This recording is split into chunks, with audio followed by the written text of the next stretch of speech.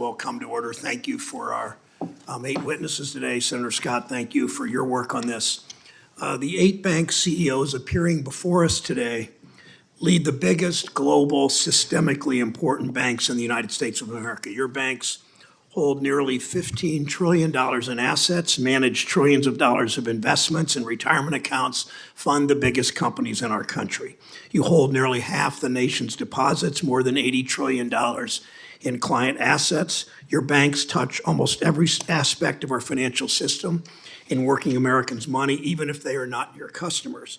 All of that makes you 8 of the most powerful people in the country. The banks you run are so large, so complex, so interconnected that their distress or failure could pose a threat to the entire global financial system. You may be private companies, but the risks you take and the mistakes you make don't just affect you. They don't even just affect your customers, not even just your shareholders, not even just your workers. Mistakes you make affect the whole economy, and as we all remember from 2008 and 2009, they can certainly affect American taxpayers. That amount of enormous power should also come with enormous responsibility. A big part of that responsibility is to make sure that investors, not taxpayers, are on the hook when risks at your bank don't pay off.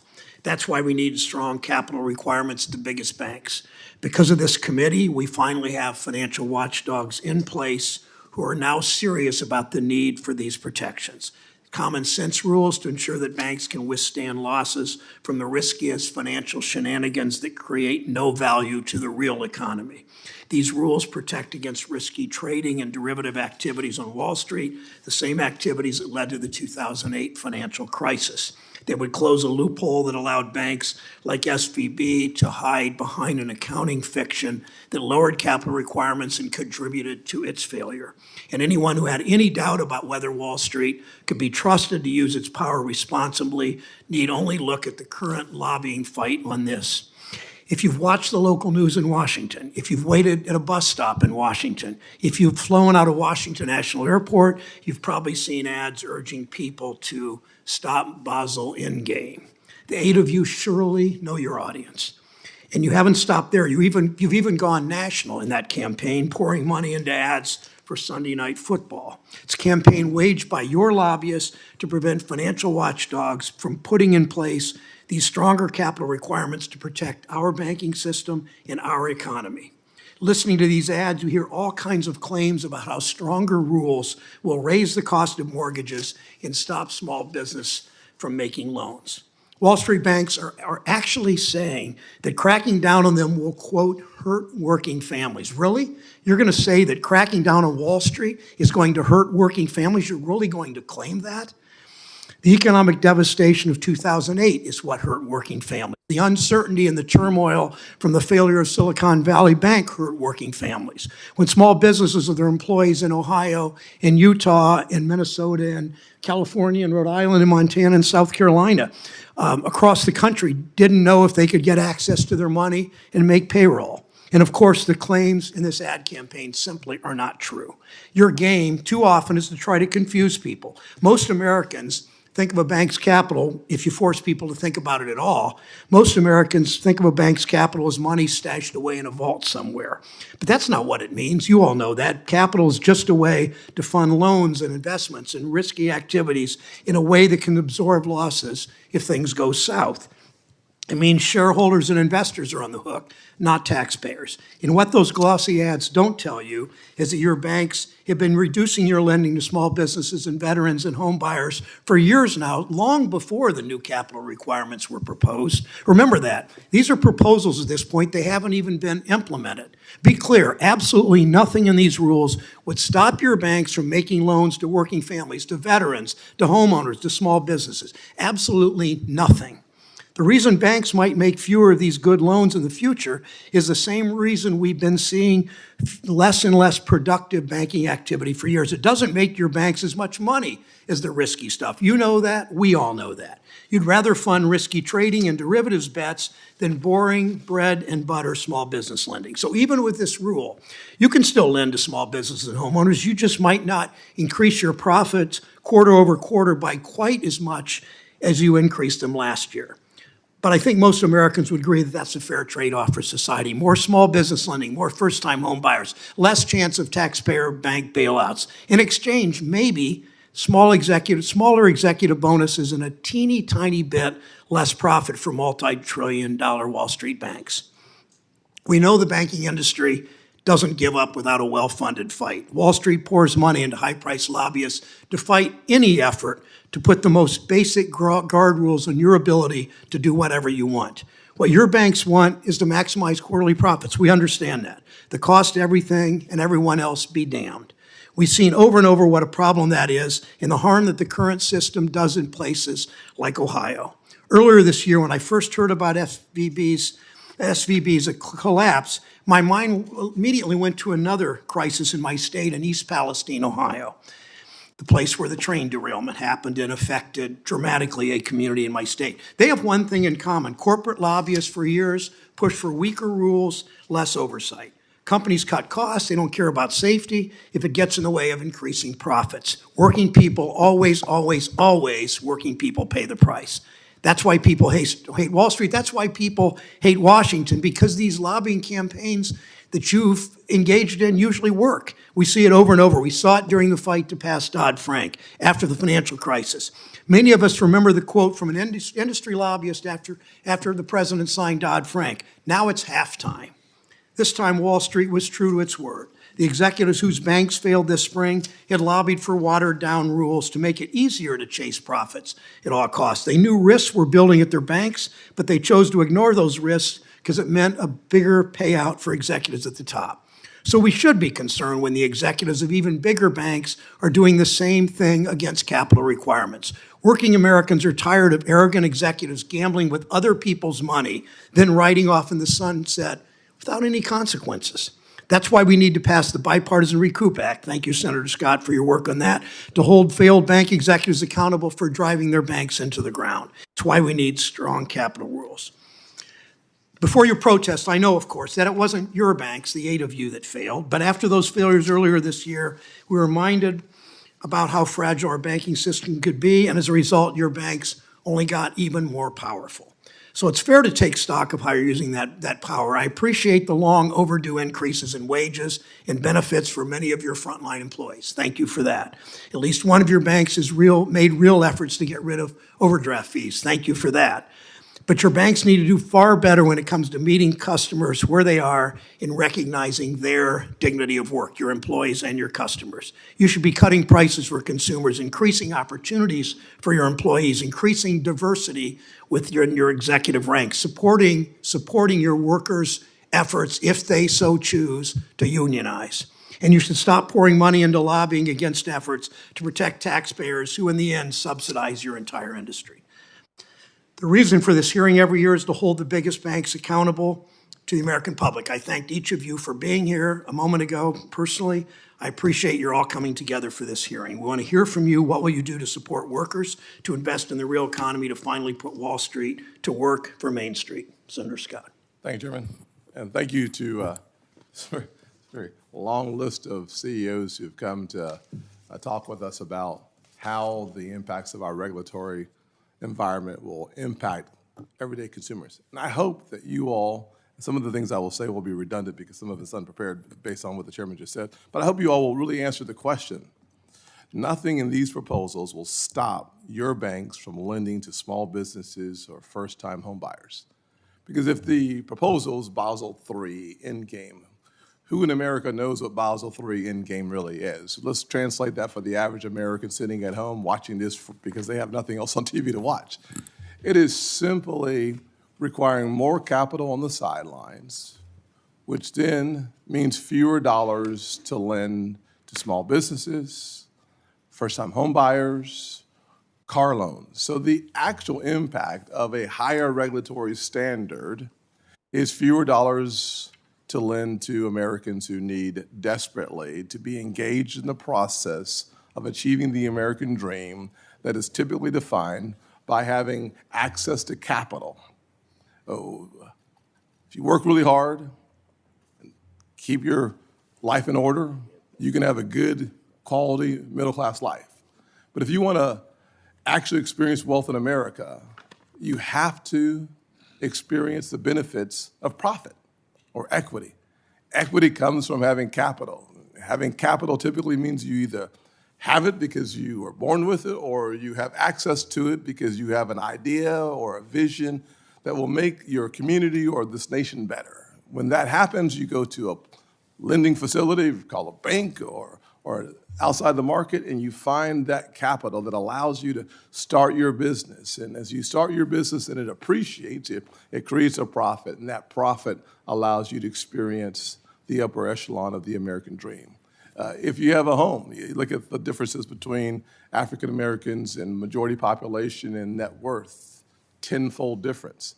Much of that difference is found in the profit or the equity in a home. So when we think about the proposals, not of good regulation, but of a nightmare proposal called Basel III Endgame that would put so much more capital on the sidelines, we should ask ourselves, how does that translate for the average American living and working paycheck to paycheck? My thought is it has a devastating impact to access to capital that makes the American dream harder to achieve, and access to capital for some folks who started where I started, virtually impossible. I think if you think about today's hearing from my perspective, I want to talk about three things. Number one is certainly Basel III, the end game. Number two is the burdensome regulations and guidance that will ultimately hamper consumer choice. And number three, the job our regulators are doing, or frankly should be doing, and the workplaces our regulators cultivate. I'll start, as I just did, with Basel III, the end game. The fact of the matter is that this one proposal could have a devastating impact on small businesses, and I would like for you all to address that either now or during the questions. Last month, I led a letter to the FDIC, Fed, and OCC calling on them to withdraw this misguided proposal because American families, the folks who will bear the burden of this burdensome regulations, simply can't afford it. The letter was signed by nearly 80% of my Republican colleagues that really spanned the entire ideological spectrum in the country. Nearly every single person who signed the letter did so because they all agreed that costly, harmful impacts on our constituents, our businesses, and their families is something that could be avoided if simply the banking regulators would listen to common sense and withdraw the proposal. And frankly, last month when the regulators spoke, even some of my Democrat colleagues agreed with our concerns on the negative impacts brought to us by a burdensome regulatory environment. Let me be clear, this proposal could limit, and frankly, I think will limit the following: availability of credit for housing for those who need it most, severely restrict lending for small businesses that are still rebounding from the pandemic, and cut into the retirement savings for hardworking Americans like teachers, police officers, firefighters, when they're dealing with higher prices and runaway inflation brought by the radical left. These are very, very serious and real concerns. But Americans shouldn't just hear about the concerns from those of us who are senators. We should hear from those who actually run the institutions that they have entrusted and have confidence in.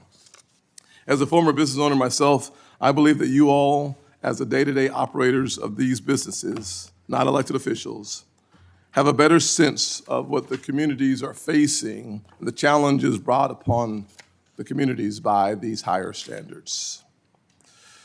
Vice Chair Barr last month said that the new Basel Endgame will only impact about 40 of the banks in our country. Said differently, 2/3 of all the loans processed will be negatively impacted by the endgame proposal. That's $60 billion in small business loans in 2021, $250 billion negatively impacted, and the definition of negative, higher interest rates or fewer loans in 2022.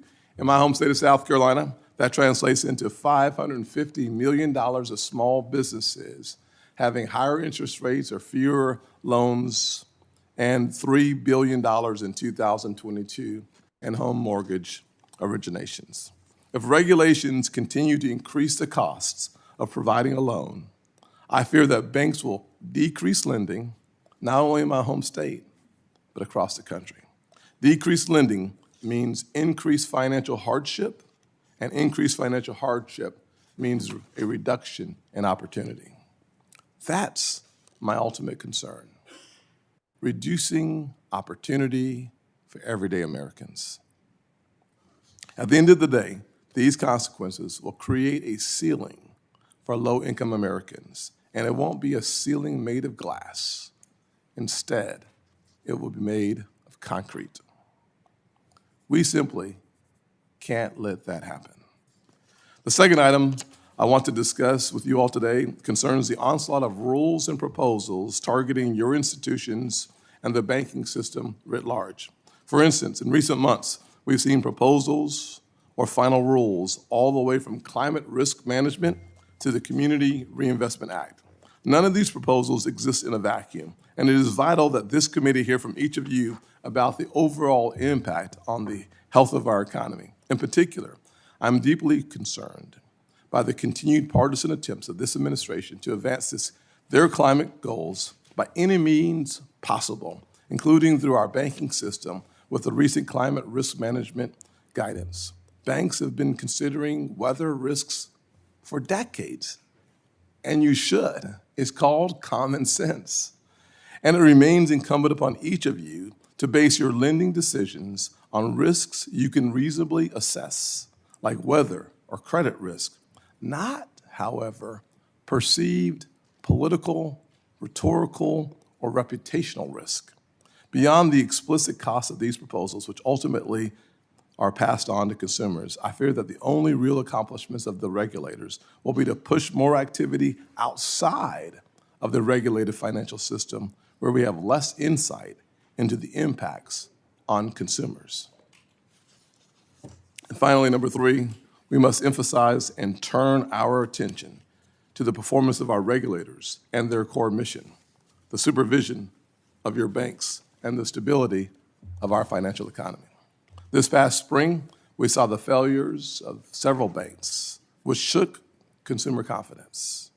Since then, there's been nonstop finger-pointing by our regulators. In the aftermath of the failures, I was critical of the failed bank executives because that's where the dollar should stop. The buck stops with the executives. But you can't see that in a vacuum. You have to ask yourself the question, what was the role of the regulators? What did they do? What did they see? How did they respond to that? Your institutions have teams of examiners from the regulatory agencies in your offices every day, and I can tell by your faces you're really excited to see them when they show up. But the truth is that we, the American people, deserve to understand the complexity of the web that exists that makes the headwinds real for lending money to would-be entrepreneurs or first-time home buyers. Let me close with this. We're not on the same page on a lot of issues. I think there are times when banks go too far in getting involved in politics. But when it comes to your objective of creating access to credit, to resources for the American people and the American dream, that's where I hope we find our attention today, focused on an environment that is either easier for the average American to experience the American dream, or it's made harder because of the challenges brought to them by this government. Thanks, Senator Scott. I'd like to introduce our 8 witnesses, and then I'm going to ask you each to stand and raise your right hand and swear you in. Charles Scharf, CEO and President of Wells Fargo, welcome. Brian Moynihan, Chair and CEO of Bank of America, welcome. Jamie Dimon, Chair and CEO of JP Morgan Chase, welcome. Jane Fraser, CEO of Citigroup, welcome. Ron O'Hanley, CEO of State Street, welcome to you. Robin Vance, CEO of BNY Mellon, thank you for joining us. David Solomon of Goldman Sachs, CEO. James Gorman, CEO of Morgan Stanley. Please stand for a moment and raise your right hand. Do you swear or affirm that the testimony that you're about to give is the truth, the whole truth, and nothing but the truth, so help you God? Thank you. Make sure you take your seat, and Mr. Scharf, please begin. Chairman Brown, Ranking Member Scott, members of the committee, thank you for the opportunity to be here today. I look forward to talking with you about the contributions Wells Fargo is making to support our customers, communities, employees, and to ensure the banking system is strong and resilient.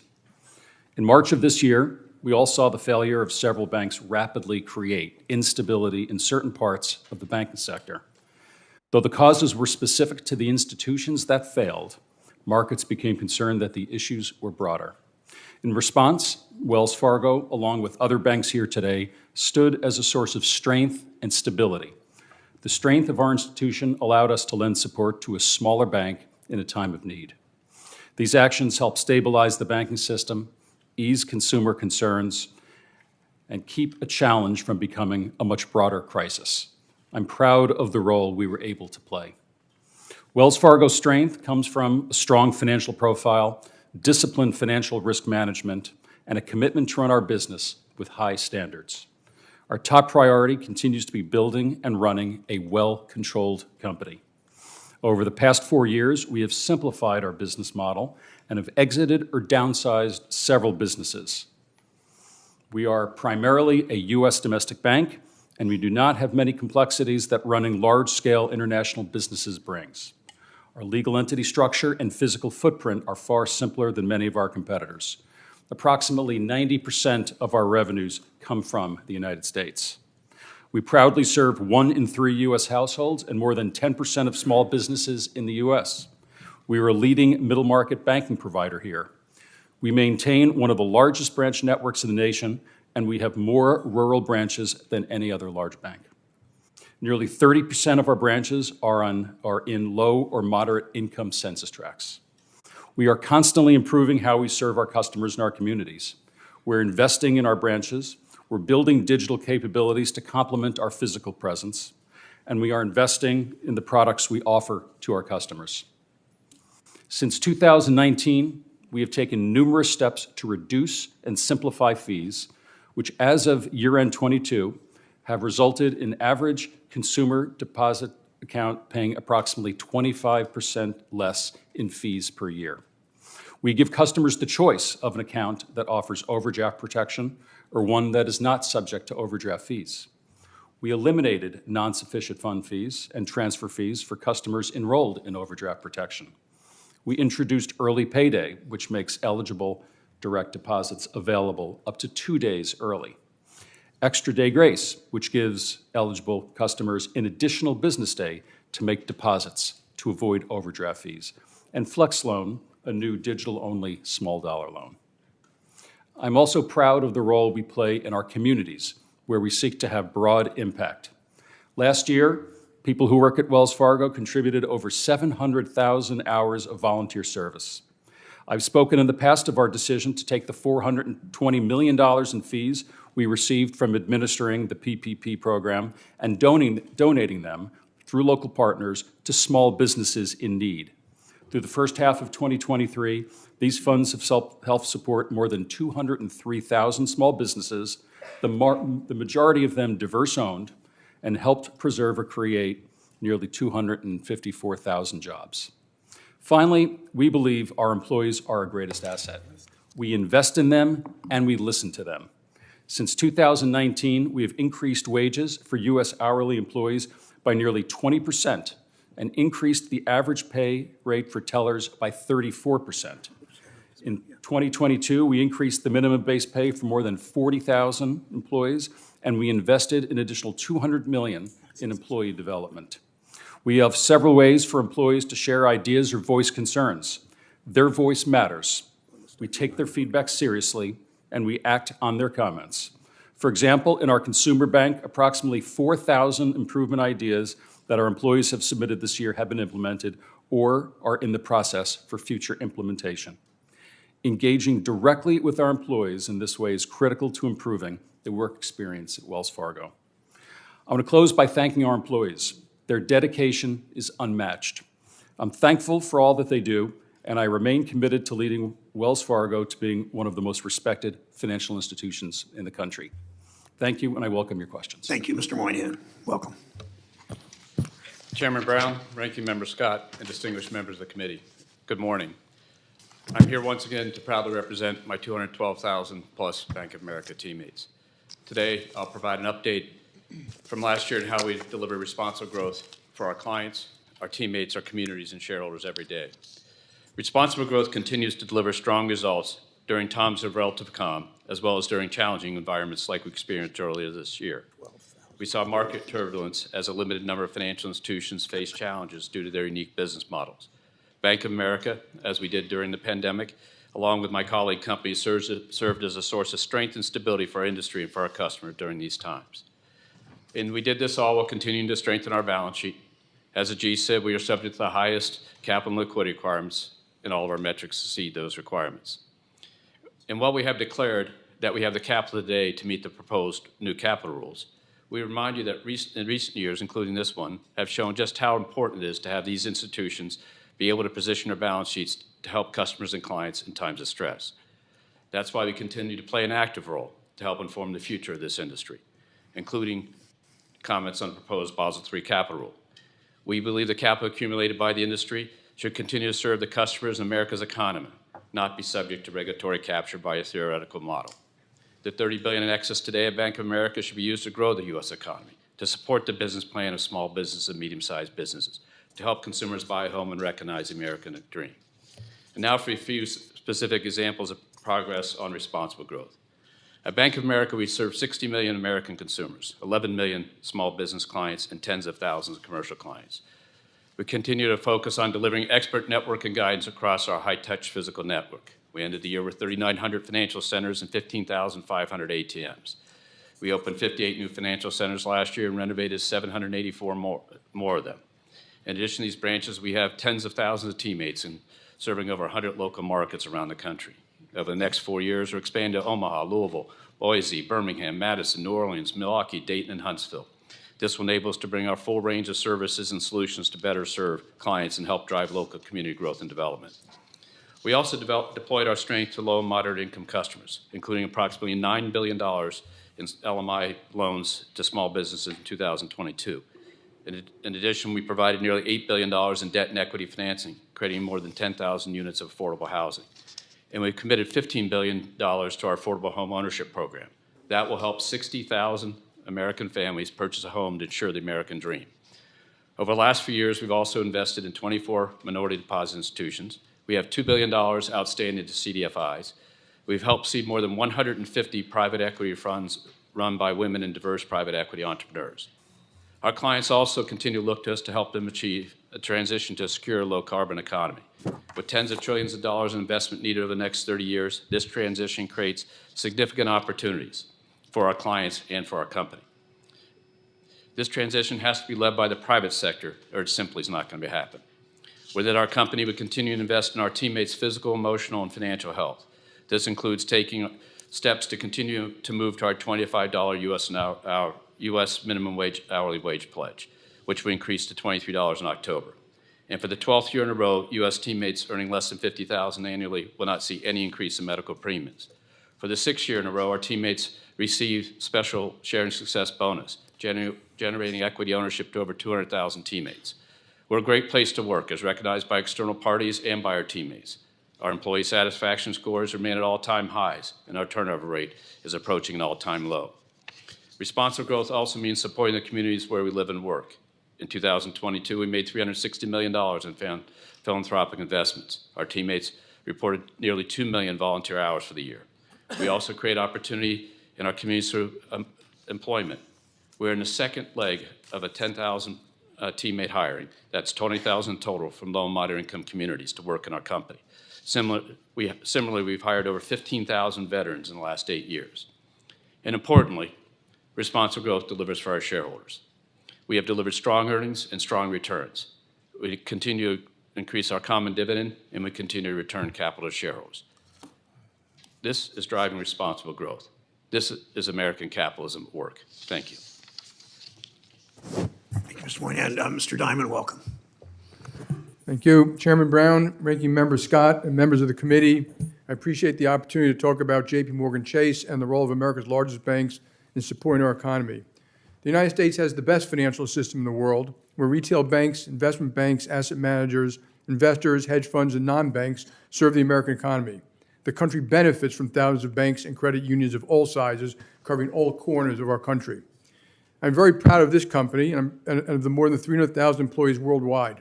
In the U.S., we serve more than 80 million customers, 6 million small businesses. We have more than 4,800 branches now in 48 states, almost all of your states here, and Washington, D.C., which puts a Chase branch within a 10-minute drive for 60% of the population. We are a top lender in every rural state, serving medium and large companies, local governments, hospitals, universities, farms, and manufacturers, providing almost $100 billion of credit and capital to clients in rural and small towns. JP Morgan Chase extended in total $1.7 trillion in credit to consumers and corporations in 2023.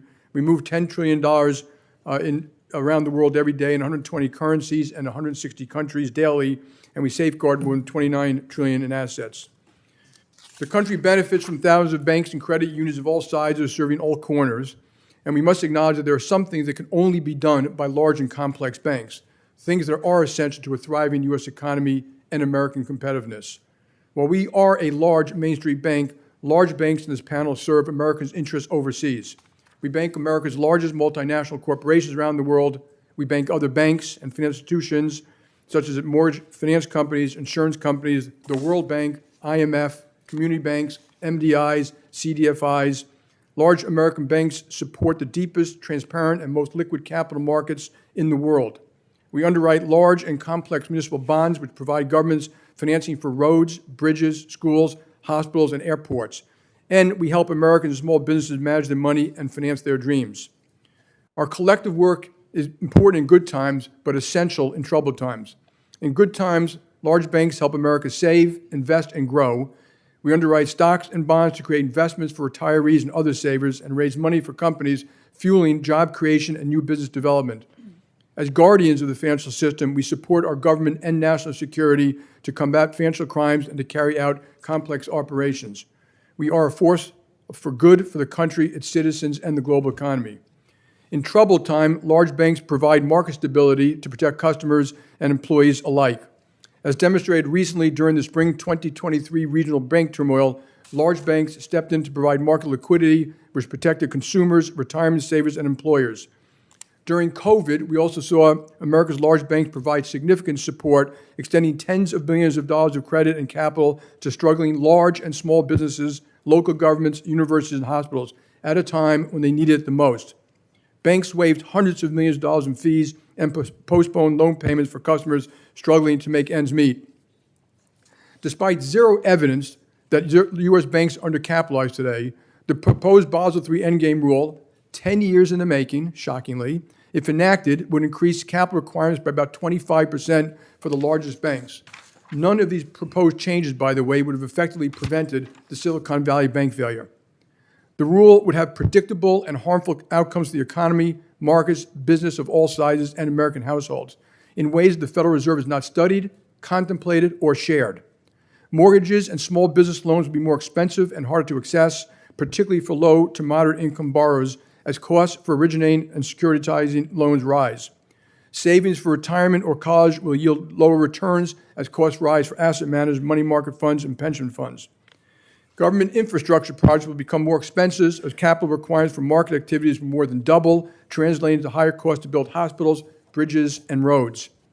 From beverage companies that need to manage aluminum costs to farms that need to protect against environmental risks, if the cost of hedging these risks increases, everything from a can of soda to meat products will be impacted.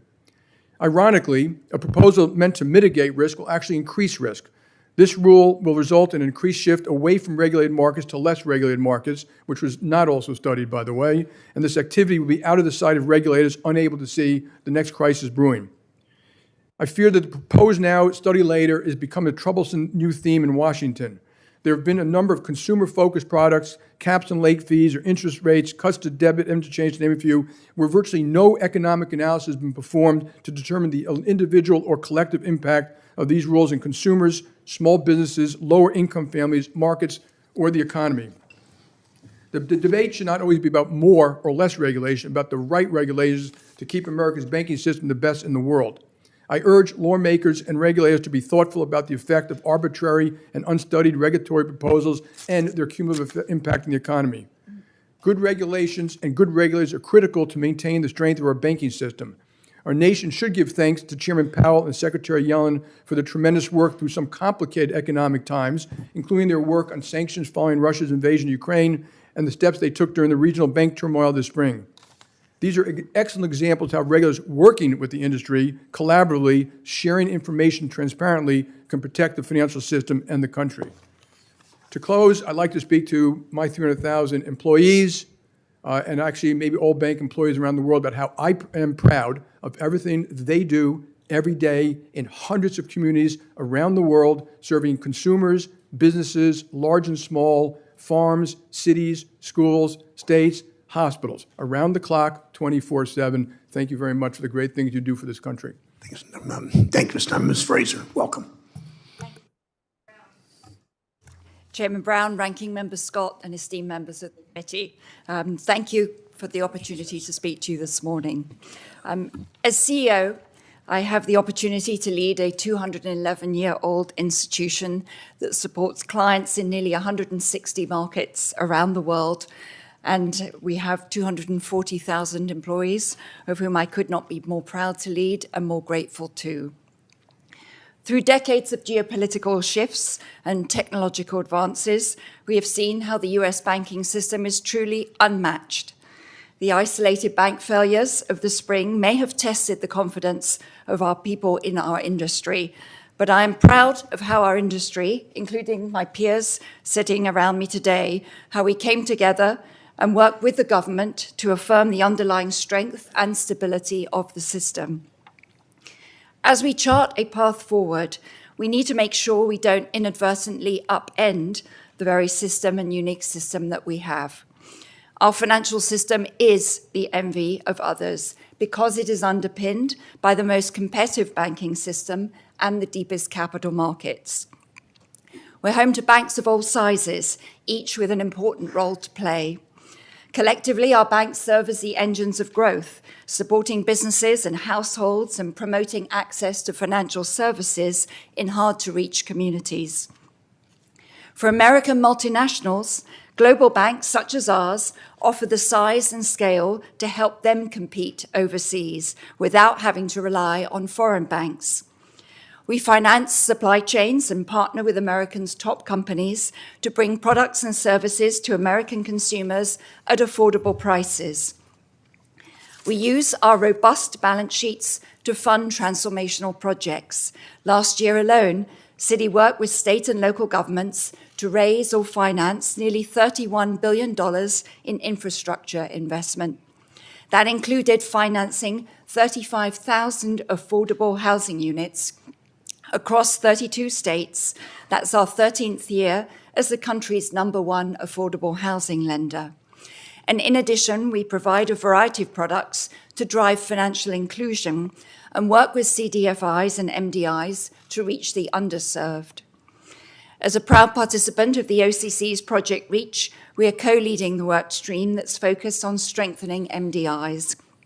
And we are also engaged in initiatives to increase access to credit and reduce the number of Americans who are credit invisible. The strength of our financial system becomes most critical when the outlook for our economy weakens. Although we certainly don't see a drastic downturn on the horizon, history suggests that a recession is possible given the macroeconomic factors at play. And they include persistent inflation in services, rising debt, and a slowdown in global growth, as well as two major conflicts in Europe and the Middle East. And we're beginning to see some concerning signs in the lower FICO score segment of our customers. And this is unfortunately the very same group that feels any tightening of credit first. Raising capital requirements by as much as 20% on an industry that all participants believe is well capitalized is a bad idea in any environment. But it becomes even more problematic with economic uncertainty ahead.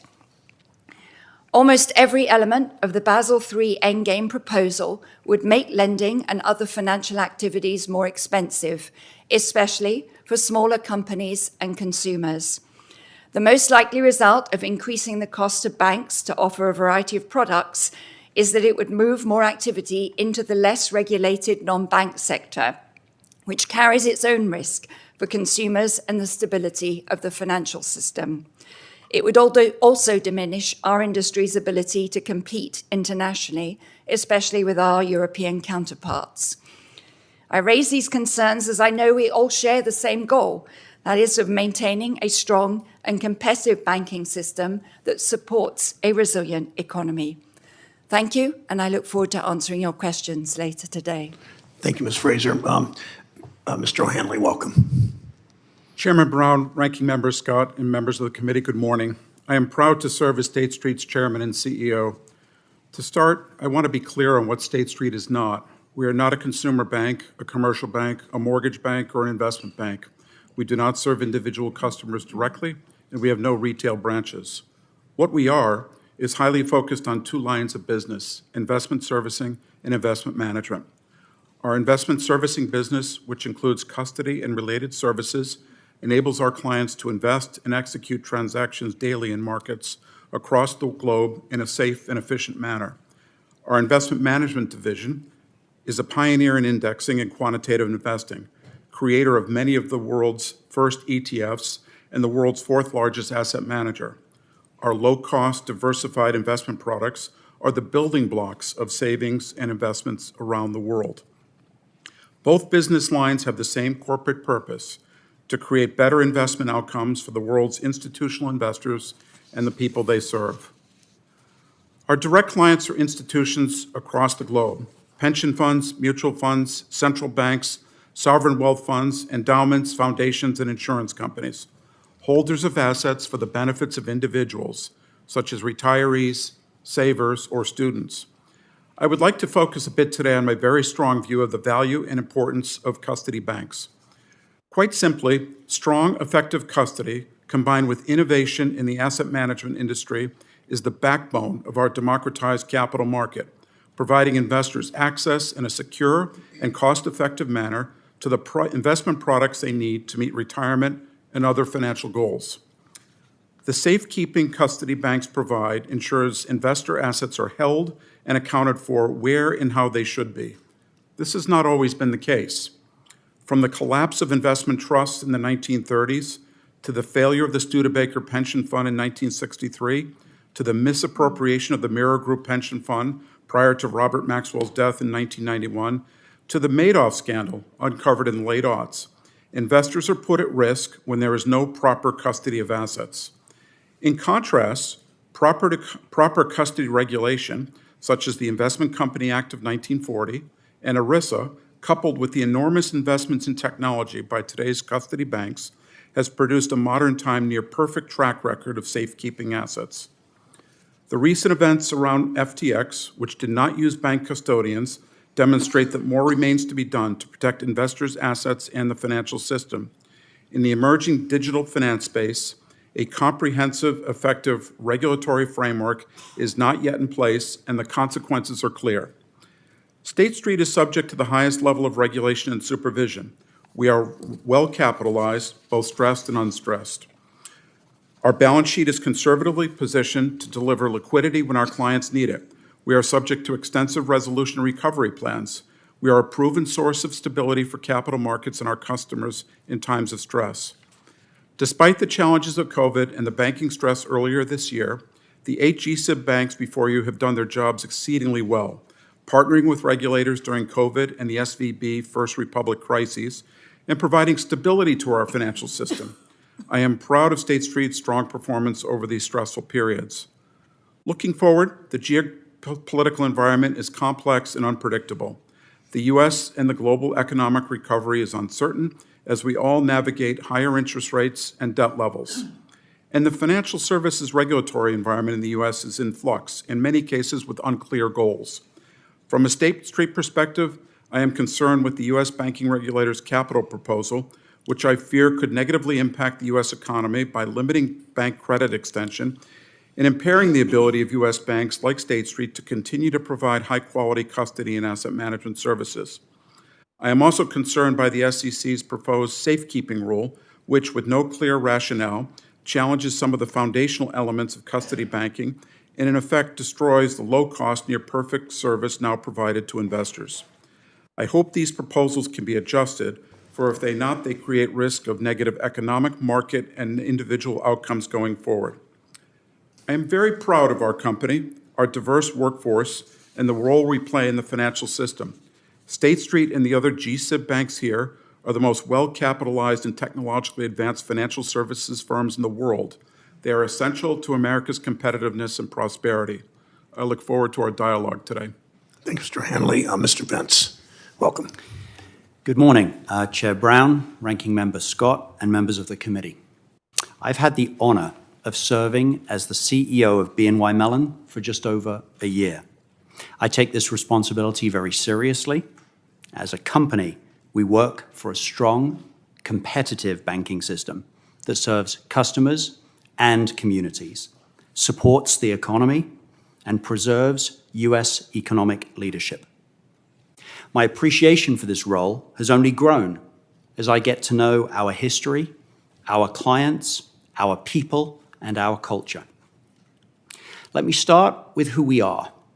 BNY Mellon is the nation's oldest bank, founded by Alexander Hamilton in 1784.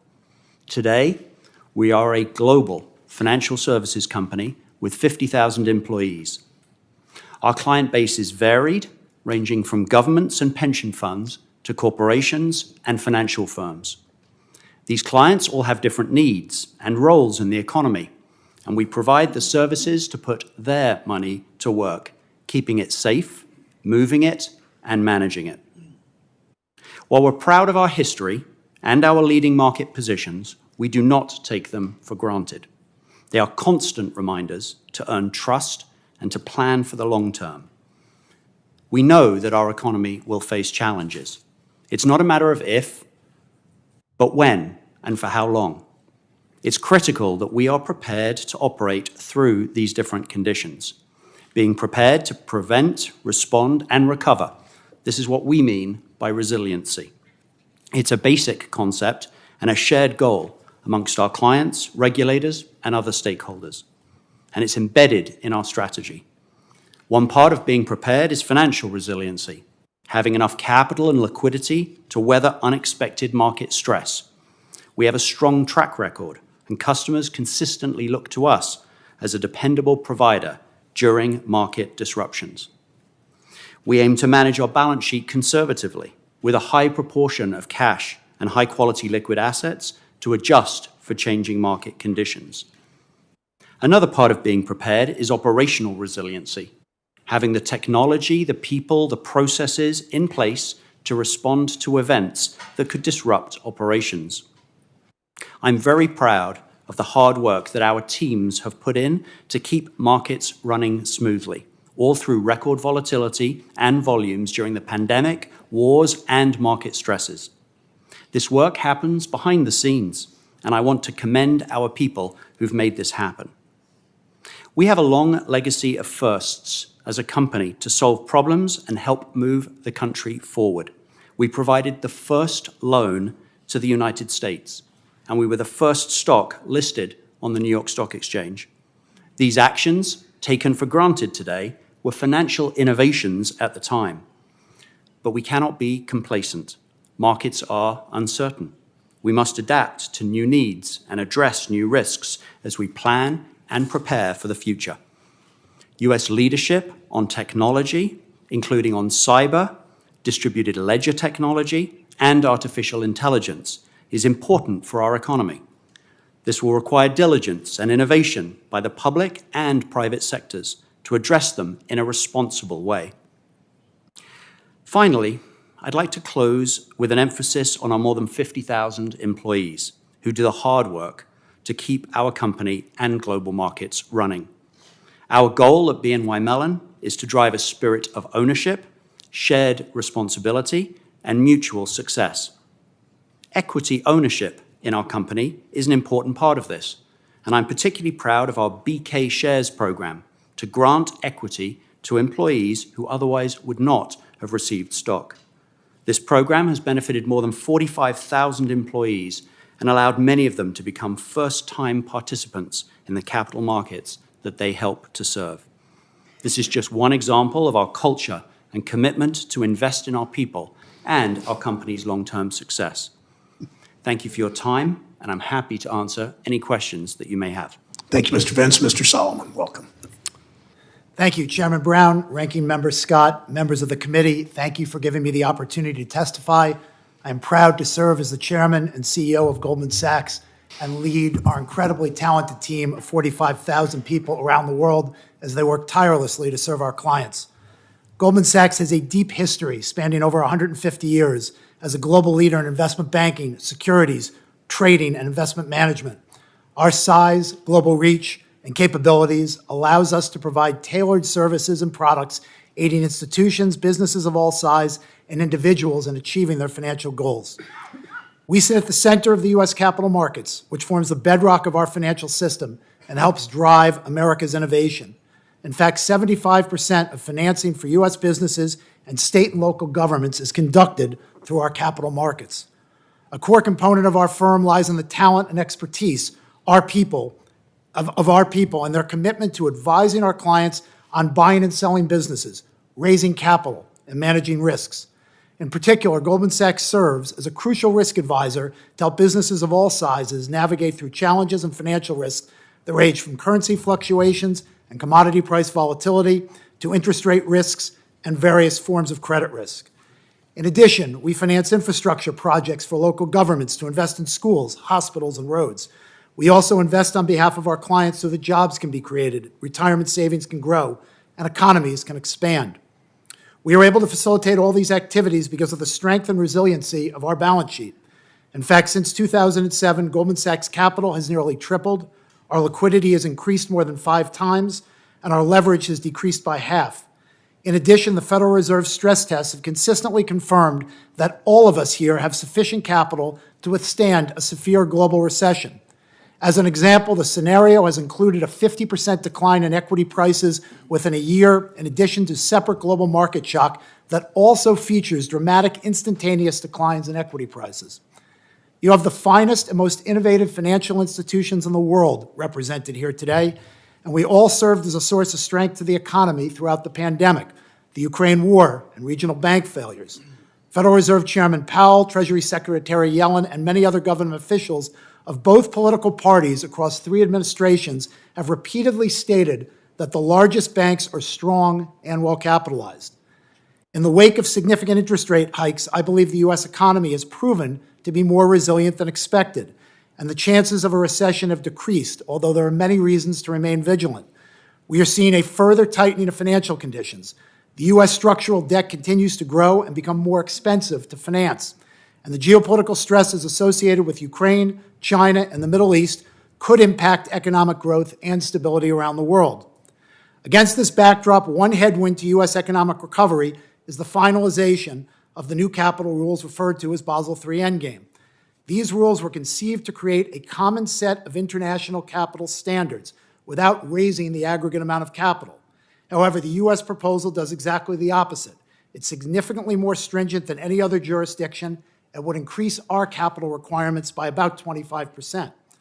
Although this increase in capital is the result of a number of overcalibrations throughout the proposal, I want to highlight just one of the many issues that is particularly punitive to capital markets activities. The proposal nearly doubles the capital for market-making activity. These higher requirements are simply layered on top of the global market shock that I discussed moments ago without any consideration for how they interact, resulting in a significant double count. As a result, banks will need to hold capital for many of the exact same risks associated with those market activities. As of the third quarter, the institutions most impacted by this proposal amount to 2/3 of both lending and capital markets activity in the U.S. In addition, since 2010, U.S. banks have underwritten 70% of equity financing and 60% of U.S. dollar debt financing. These punitive regulatory measures also run the risk of harming U.S. competitiveness and capital market strength globally, as well as pushing activity overseas and outside of the regulated banking sector without making the U.S. system far safer. Indeed, we believe the proposal will result in increased costs for airlines, manufacturers, food producers, pensions and mutual funds, insurance companies, small businesses, and energy companies. These costs will likely get passed on to consumers. For example, it would quadruple our capital requirements for clean energy tax equity products and would increase our capital 8 times for important transactions we enter into with pension funds to improve their returns for retirees. Systemic financial stability is critical to the functioning of the U.S. economy, and we should ensure that we are only taking actions that enhance the capacity of financial institutions to support our economy and provide demonstrable systemic benefit. Thank you. I'd be happy to take any questions. Thank you, Mr. Minister Gorman. Welcome. Thank you, Chairman Brown, Ranking Member Scott, members of the committee. Thanks for having us here. I'm honoured to represent the Morgan Stanley employees today and for the last 14 years as their chairman and CEO. In 2021, we were still battling an extraordinary public health crisis. The economy was supported with monetary and fiscal stimulus and inflation was low. A lot has changed since. While inflation has receded from its highs, the macroeconomic environment continues to be very complex. We're also witnessing, as is obvious, substantial geopolitical challenges today. At Morgan Stanley and our institutional businesses, we help advise private companies and public sector entities for their financing needs. That includes raising equity and debt capital to fund and grow businesses, invest in public infrastructure, ultimately contributing to the growth of the economy. We assist pension funds, mutual funds, and other financial institutions trade and manage assets around the globe. In our wealth and asset management businesses, we're managing nearly $6.2 trillion of assets for individuals and households, as well as institutions like endowments and pension funds that manage the retirements of our public employees.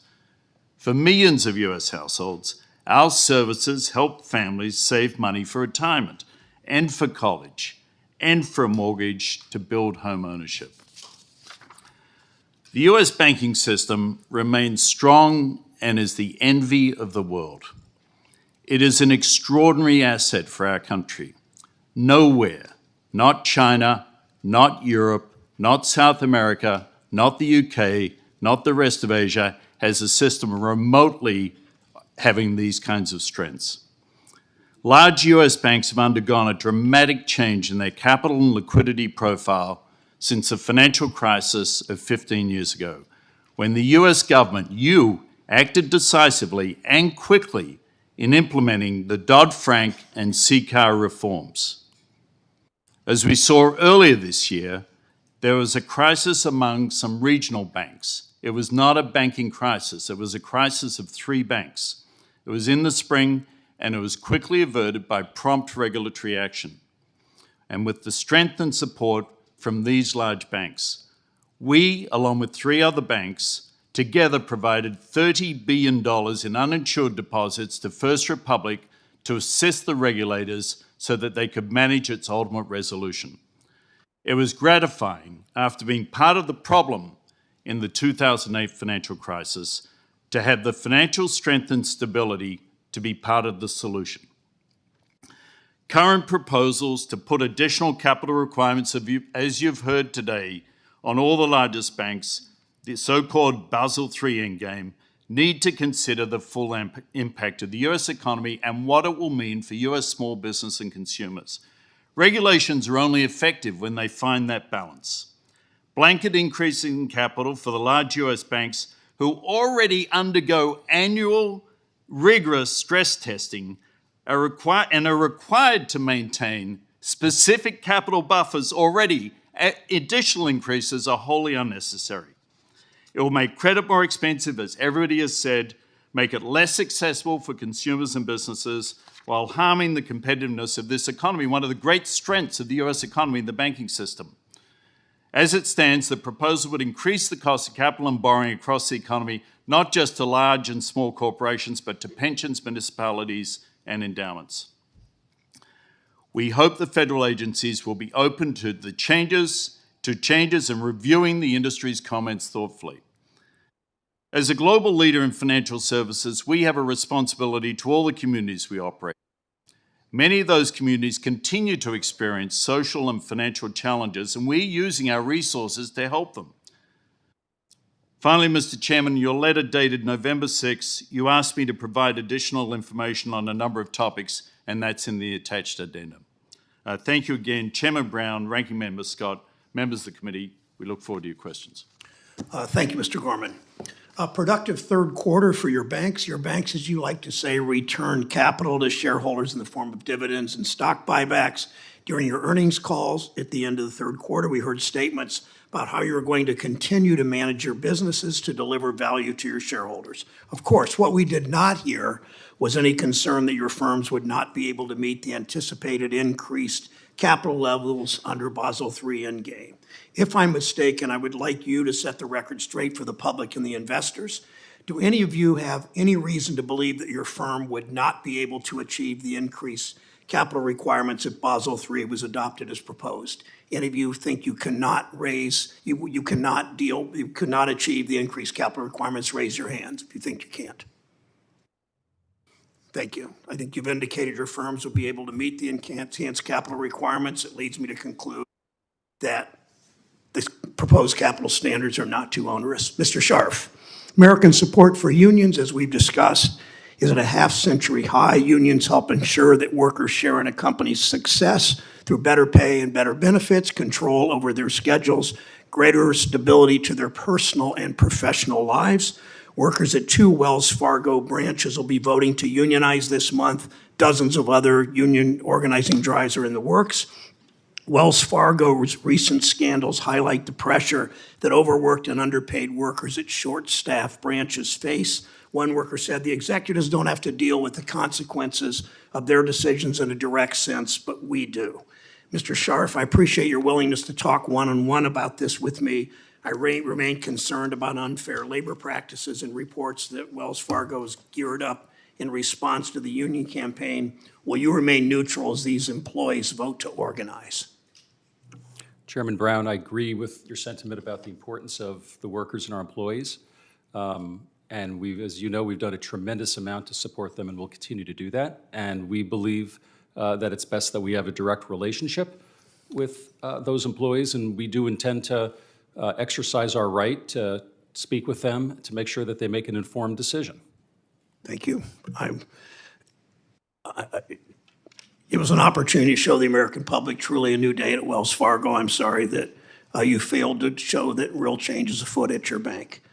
Mr. Scharf, Mr. Moynihan, Mr. Diamond, and Ms. Fraser, according to the CFPB, failure to invoke the Service Members Civil Relief Act interest rate reductions cost service members $100 million between 2007 and 2018. You can unilaterally act to ensure service members receive those benefits, the escrow benefits they're entitled to. Do your banks proactively check authorized military databases to identify accounts that may be eligible for escrow protections? Begin, Mr. Scharf. Chairman, we have huge respect for those that have been in the military. Specifically, to your question, I'm not sure, but certainly we'll check and get back to you. Okay, thank you. Mr. Moynihan? We again follow the SCRA provisions on an annual basis. We retroactively, looking back after we get notification, about $180 million a year we send back to those service members, including fees, which are not required to rebate, but we go ahead and rebate them. So I will check to make sure we're looking at all available means, but we comply with the law. Thank you, Mr. Diamond. I'm sure we comply with the law, but it's an opportunity to say that we've hired 18,000 veterans in the last couple of years. We support the United States military. We've hired 3,000 military spouses. So we stand 100% behind the class of citizens we hold in the highest regard. Thank you. Ms. Fraser? Similarly, with Chair Brown, we are very proud to employ many veterans, and we're incredibly grateful for everything that they do for our country. We make extensive investments in ensuring that we comply with the laws, and we do indeed tap into the database. Thank you. Thank you for your candor about that. I urge you all to proactively check whether customers are eligible for escrow benefits. It's the type of work that you could be doing. The answers were helpful, and we will be back with all 4 of you about how we can help do that proactively. There's plenty we don't agree on. It's pretty clear. But I also want to finish somewhere we do agree. Supplemental security income. SSI provides a lifeline for 300,000 Ohioans, nearly 8 million Americans living with disabilities. The problem is SSI's eligibility rules haven't been updated by Congress. That's on us. In 40 years, they're now so outdated they lock people in poverty. The Bipartisan Policy Center called SSI's asset limit the most aggressive anti-savings provision in federal law. I have a bipartisan bill with Senator Rounds of this committee to raise the program's asset limit and stop punishing people for working and saving. Mr. Diamond, I know JP Morgan Chase is supportive of raising the asset level. I thank you for your leadership on this. Tell us briefly how it affects JP Morgan and why you're so supportive. Then I'd like to ask all of you if you would join Mr. Diamond and Senator Rounds and me in support. Mr. Diamond. Senator, thank you.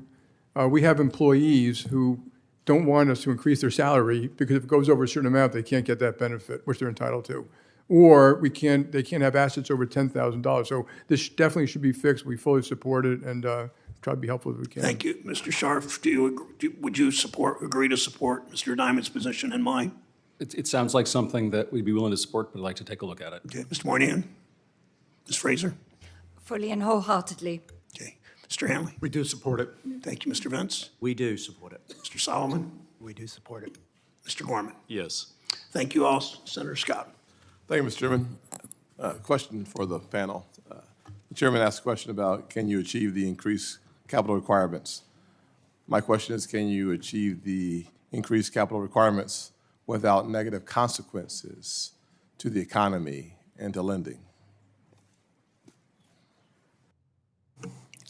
Senator, we do have concerns that some of the items in the proposal will lead us to either increase the price or to reduce the amount that we lend. There's a chart in the NPR that looks deceivingly simple. It says, here's the RWA before the proposal, and here's the RWA after proposal. It says 24% increase. That is a reduction in the capacity of this industry to serve its clients. No questions asked. The capital that could have been used to create those additional RWA incremental has to be used to sustain the same activities we have today with no risk from the day before to the day after and what the enterprise does. That's the point we're trying to make, is that this is about using our capital, whether we have it or not, and whether we have it to meet the new requirements to support additional activity, not the old activity, which doesn't help the American economy. Thank you. I think one of the frustrations you hear from this group up here is this question should have been asked before it went out. There's no question. We have to hold 30% more capital than international banks in the United States of America for every loan. A lot of loans have now have become unprofitable. So a lot of loans, when we talk to people, they don't make sense for our company anymore. Small business, CDFI, solar, wind, middle market loans, certain trades you do with pension plans, et cetera. The work should have been done beforehand. By law, the QIS was the qualitative impact study should have been done beforehand. We had 10 years to do this, and it's shocking to me that we're sitting up there 10 years and we're talking about what's it going to do for small business, and we have to analyze it today.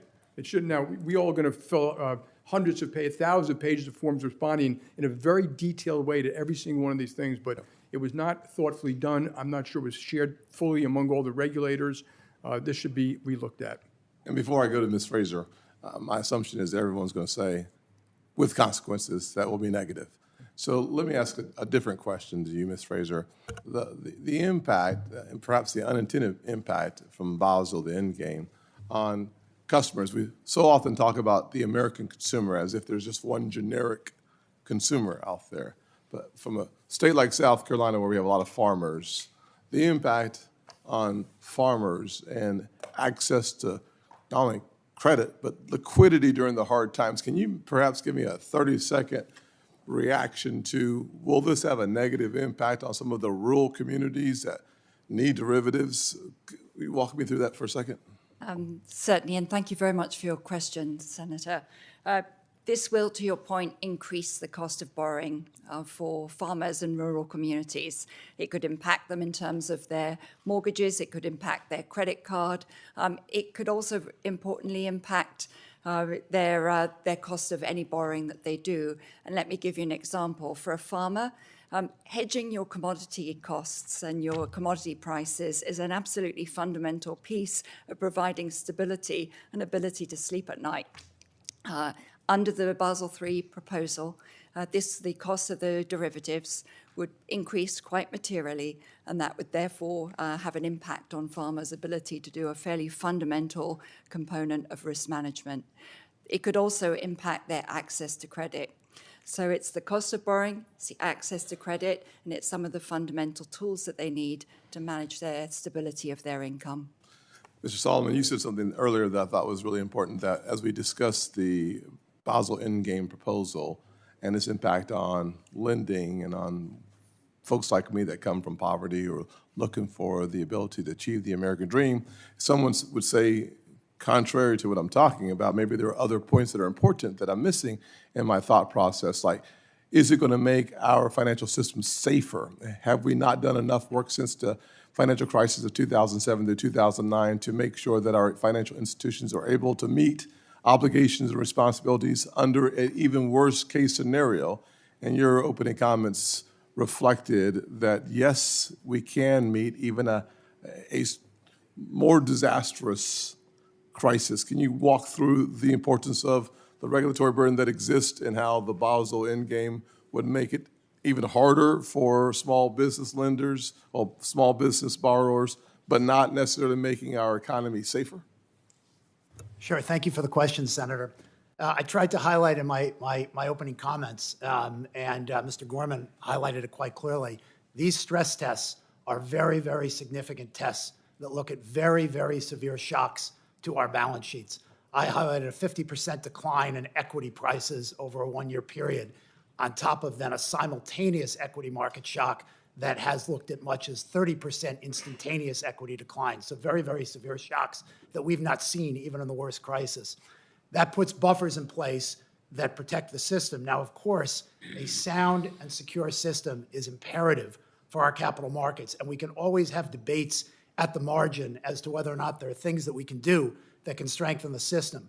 But a wholesale increase of 25% capital on the largest banks with lots of individual provisions that affect different activities, I think is ultimately punitive to economic growth and doesn't strike the right cost-benefit analysis.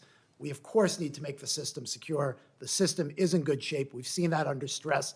That doesn't mean there aren't things that can be done at the margin. But this is a wholesale change that leads to problems. Ms. Fraser highlighted one example talking about farmers. You can look at airlines hedging jet fuel. If you want to look at other derivatives, which obviously gets passed on to consumers, you can look at gas being hedged in utilities, which obviously gets passed on to consumers. And then you can look at other transactions. There's a provision under the rule called SFT, which allows institutions like ours to borrow securities from pension plans and give them cash. That increases the returns. It allows them to use their assets to increase the returns. Capital would increase by 8 times for those types of transactions, which would make them unattractive and therefore would diminish the ability for pensions to access that tool to increase the returns. Thank you. Thank you, Senator Scott. Senator Reid from Rhode Island is recognized. Thank you very much, Mr. Chairman. And first, let me all thank you for your support of our military men and women. They are superb, and their spouses are superb, so thank you for helping them out.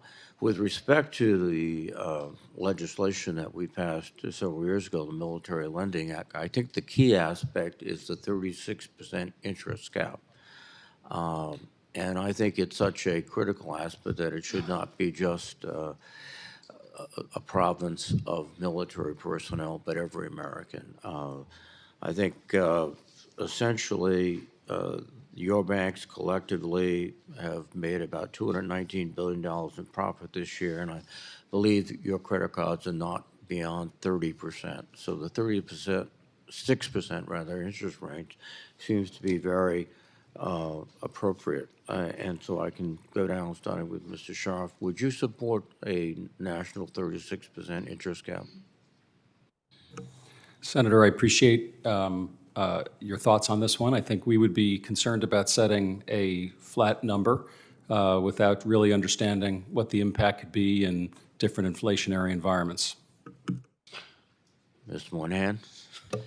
Senator, it's not really relevant to us. We don't engage in prime lending. I think, as Mr. Scharf said, it's a question of balance. What would it push outside the system?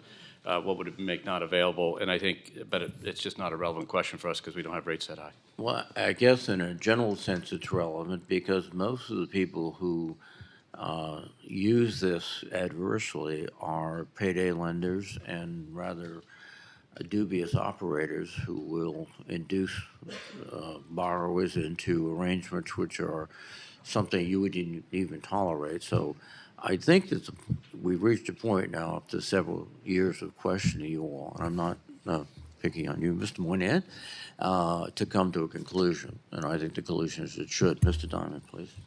Yeah, we don't engage in that. I completely agree with your intent. I think there should be a focus on payday lenders and check cashers and certain things like that. And we'd love to help you design it so it accomplishes the intent without any bad consequences. There are some people who make very small loans who it may stop them from doing that and actually push people into payday lending. Ms. Fraser, please. Senator, thank you for the question. We applaud the intent of what you're trying to do. I think as large banks, we're very mindful of our responsibilities in protecting our customers from abuses. Experience has shown that caps diminish access to credit, can do in the systems, and the Federal Reserve has a study to show that. So I think similar to my colleagues, we believe there are other ways to achieve the intent, but we'd be supportive of following up with you on how.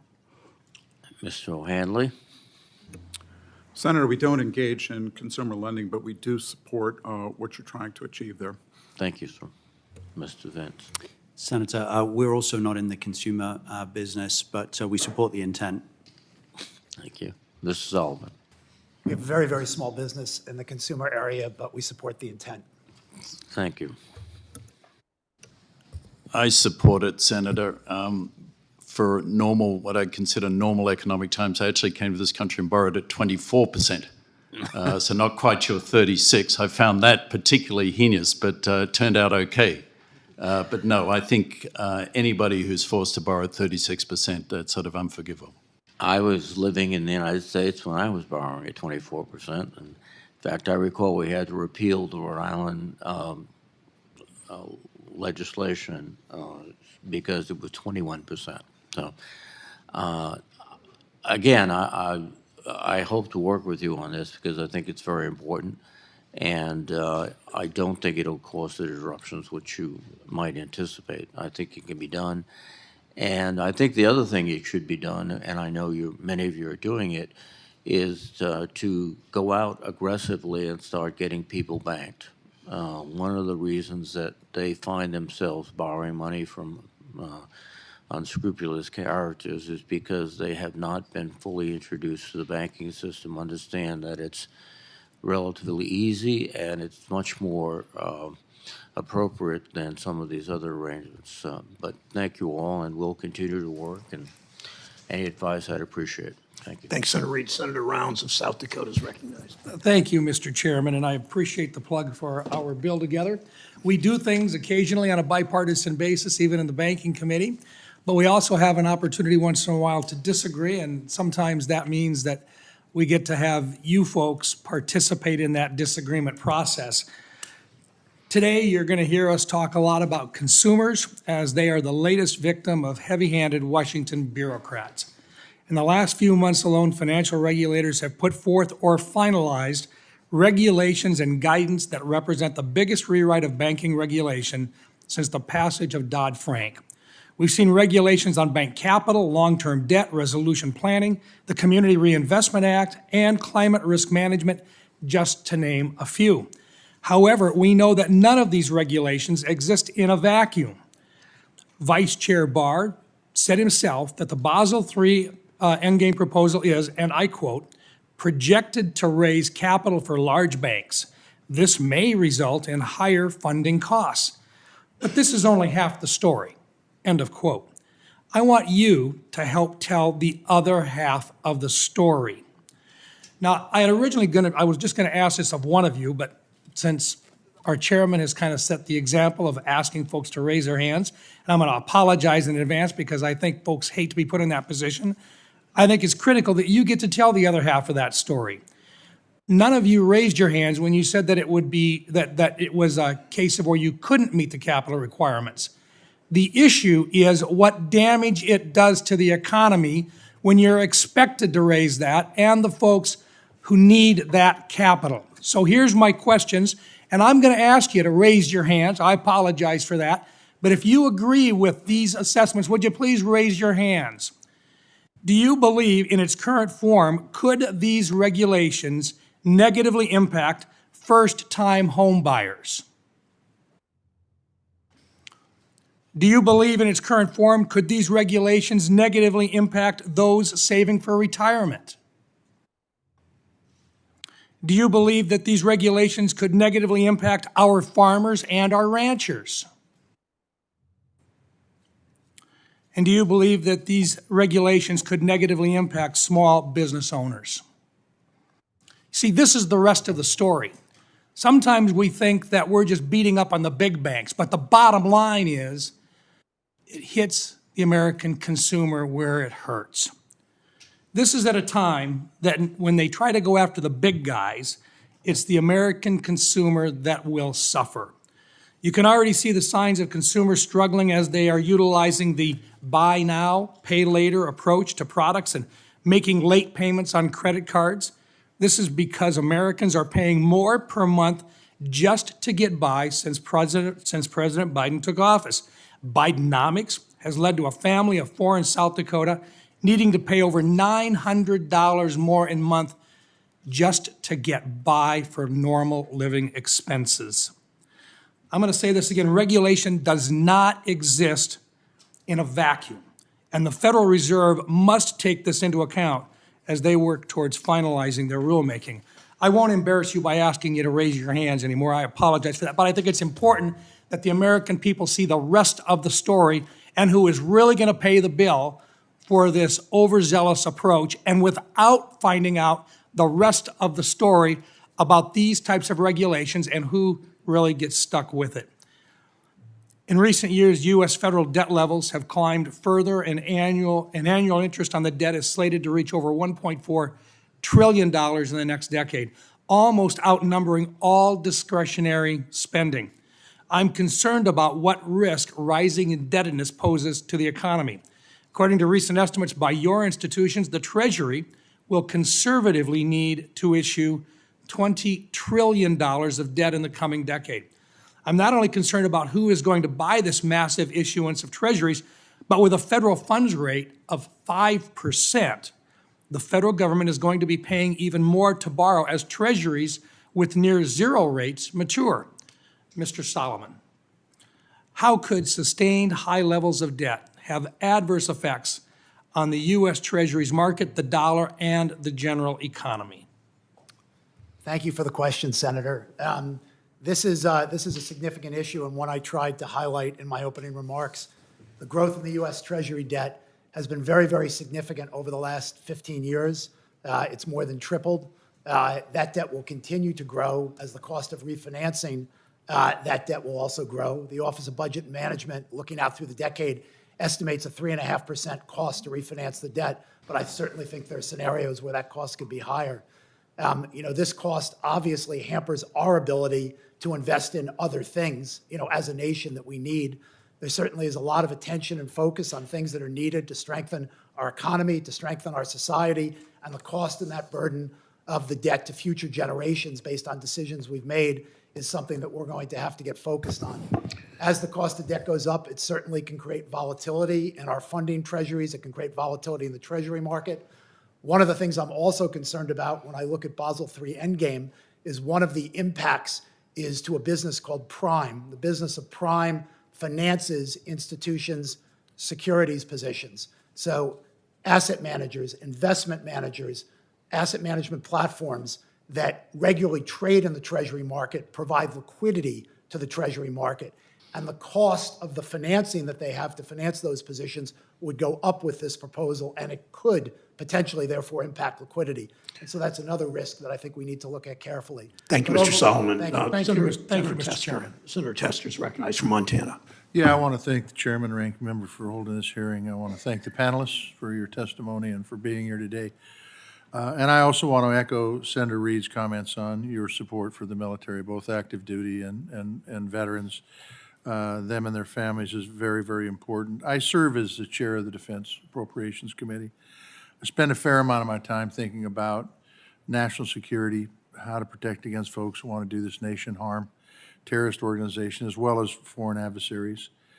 you all have responsibilities, including legal responsibilities, to make sure that you're preventing hostile governments like Iran that would like to see the U.S. not exist from financing terrorist operations and other illegal activities with funds that have gone through your institutions. So this would be a question for Mr. Gorman, and then not for any particular reason, it's just he's right in front of me. And then if any of you would like to add, you can.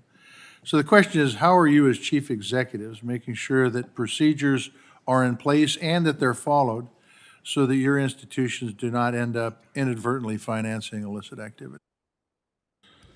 Senator, thank you for the question. Obviously, it's critical as a good player in this country to do our best to work with the government.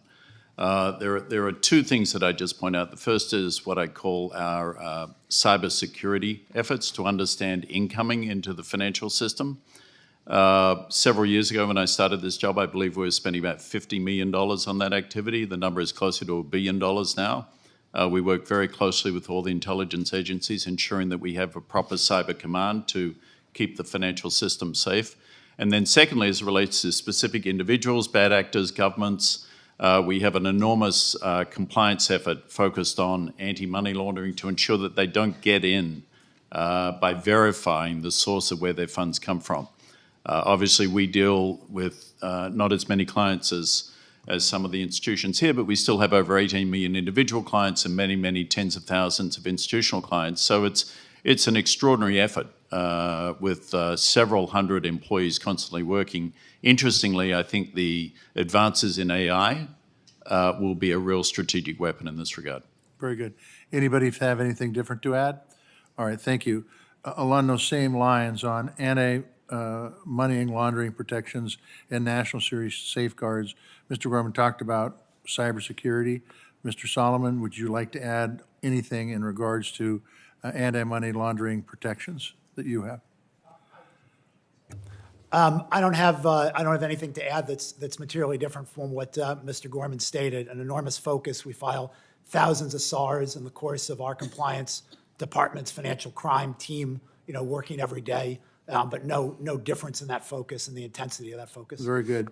Earlier this year, Mr. Scharf, Wells paid nearly $100 million in penalties to the Fed and OFAC for violating sanctions against Iran, Syria, Sudan. I think we can all agree that's not a good thing.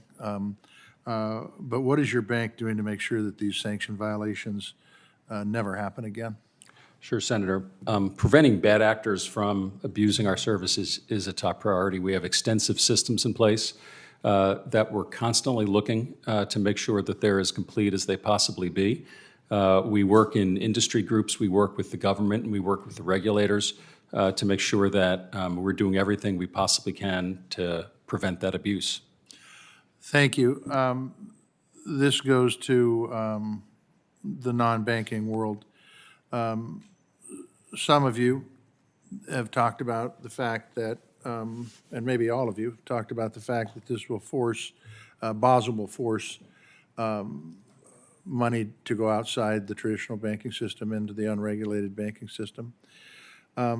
Ms. Fraser, could you just talk about what kind of impact that you see that having from a, I don't know if you can project a percentage of money that you would see going into the non-banking system, but it would be interesting because I remember in 2008 that was the problem, one of the problems.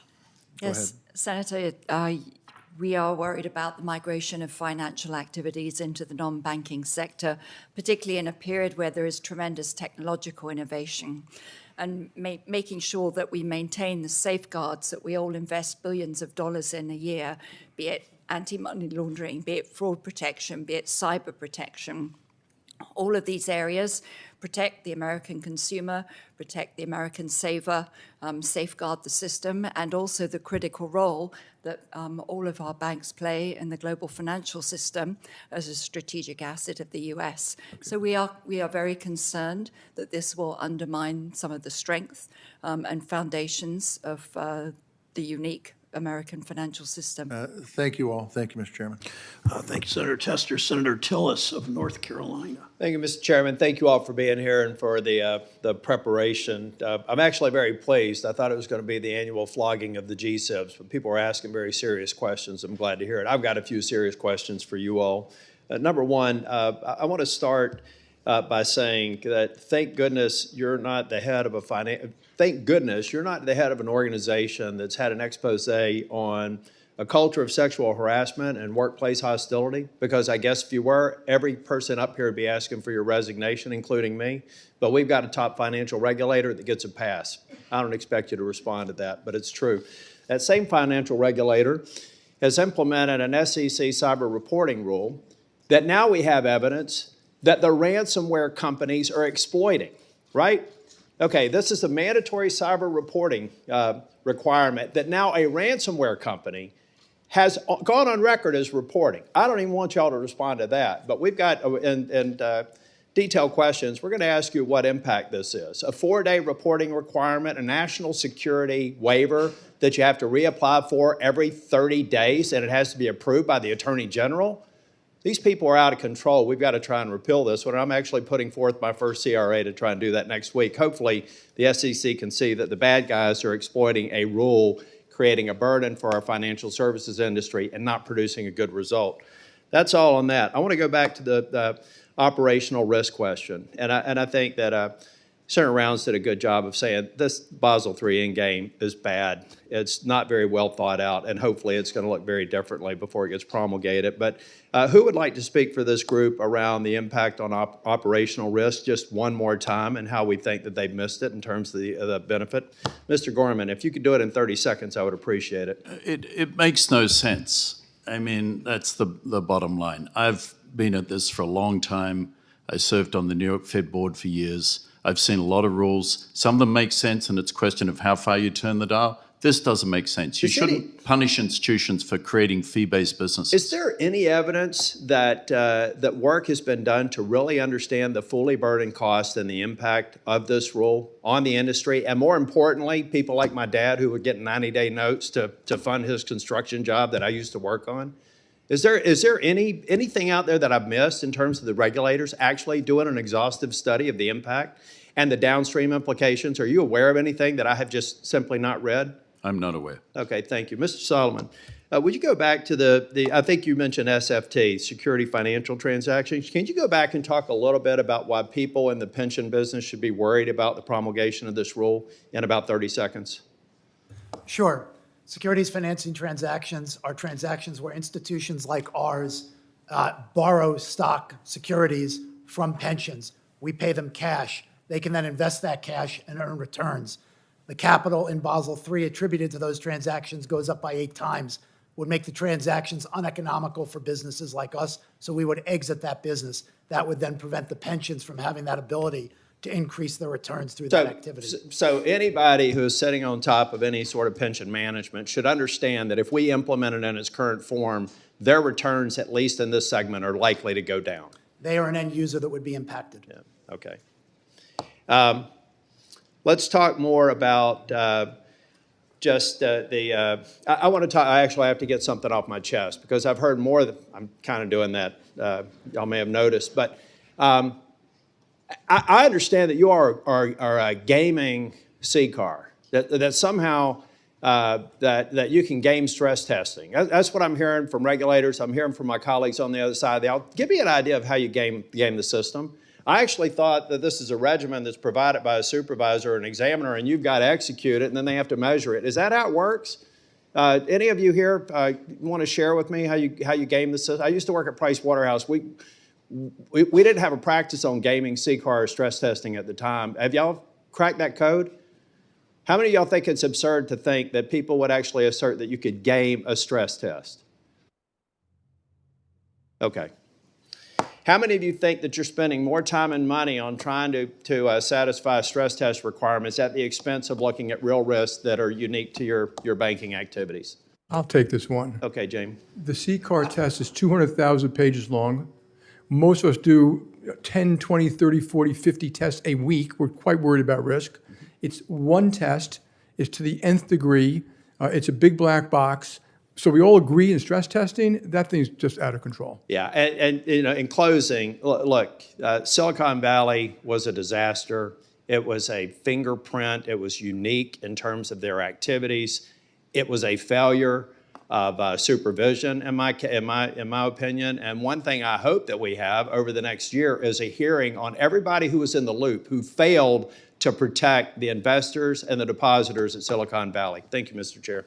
Thank you, Senator Schultz. Senator Menendez of New Jersey is recognized. Thank you, Mr. Chairman. For over a decade, the CFPB has stood up for everyday Americans and fought back against abusive and unlawful practices by large businesses, including some of the banks in this room.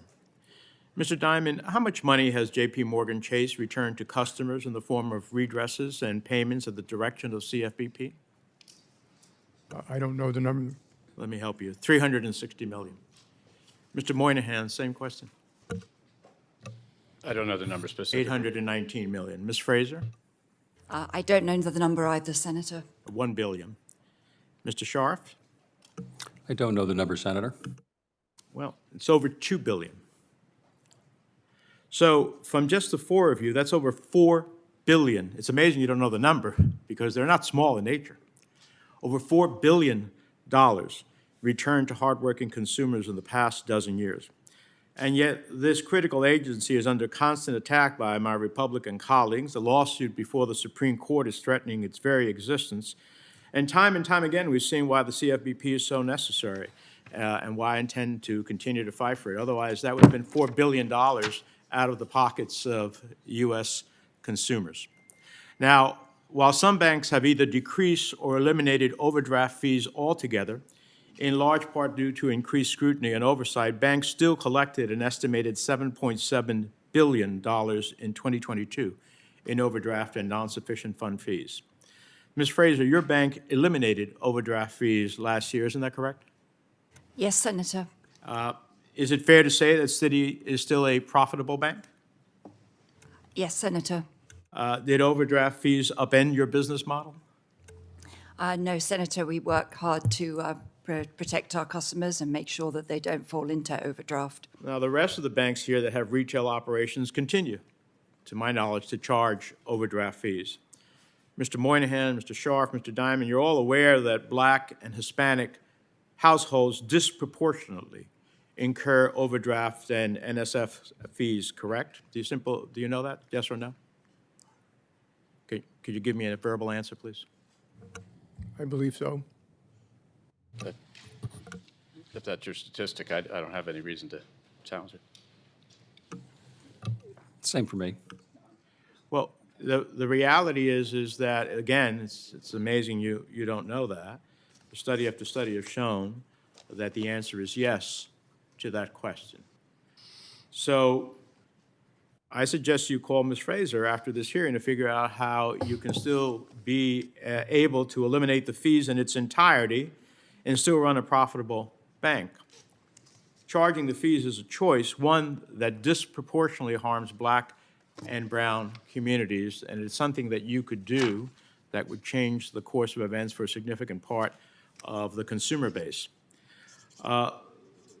The lawsuit currently before the Supreme Court over the CFPB's funding structure has the potential to upend every rule, guidance, and order the CFPB has ever issued, tossing over a decade of consumer protection law out of the window. That's not just harmful for consumers, I think it's dangerous to the financial system.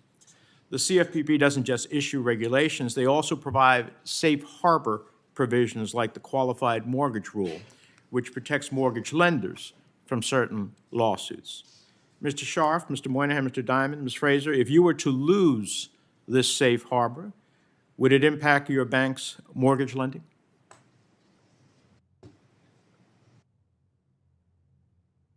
I don't think it would make a difference. We did mortgage lending before this, we do it afterwards. I think it completely depends on the actual detail in the ruling. Sam, I'd like to know the specifics to draw a conclusion.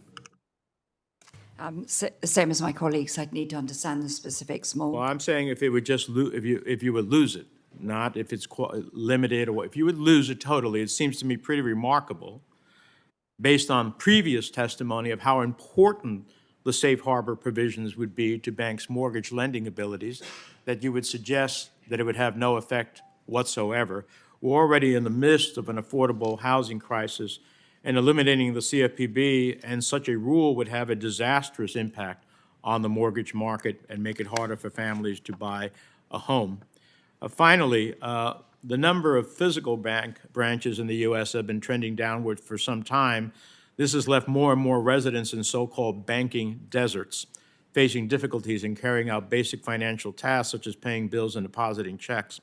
A Philadelphia Reserve report found that bank closures during the pandemic resulted in the number of banking deserts in the 3rd district states of New Jersey, Pennsylvania, and Delaware rising from 48 to 63. Now, I understand part of this is mobile and online banking, but there are many who do not have the abilities to do that. What are some ways that we can ensure communities continue to have access to basic banking services?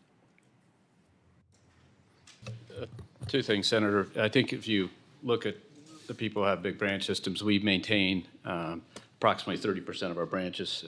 Mr. Scharf said earlier, it was the same for us in LMI neighborhoods. But importantly, one of the things that's gone on, and you mentioned is, we're up to 97% of our LMI customers use digital banking, which then is more convenient, more safe, and reaches them where they are. And so we manage that carefully to make sure we cover every market and make the calculations. You can see that in the published statistics. But if you look at what we do as a group of institutions, we maintain that presence, but we've driven the digital, and we've driven the types of accounts that are more appreciated. And that's why we're bringing 2 million people into the banking system that were unbanked a few years ago. It's largely these larger banks that have driven that. Well, I'd close by simply saying I would commend to all of you that you look at how your practices affect particularly minority communities, including on this issue. You have a disproportionate effect, and there's something you can do about the largest growing parts of the American society that would be beneficial to you and beneficial to them. Thank you, Mr. Chairman. Thanks, Senator Menendez. Senator Kennedy of Louisiana is recognized. Wow. That's really good. Unlike some, I do not think you are crooks. In fact, you're all American companies, and I'm proud of you.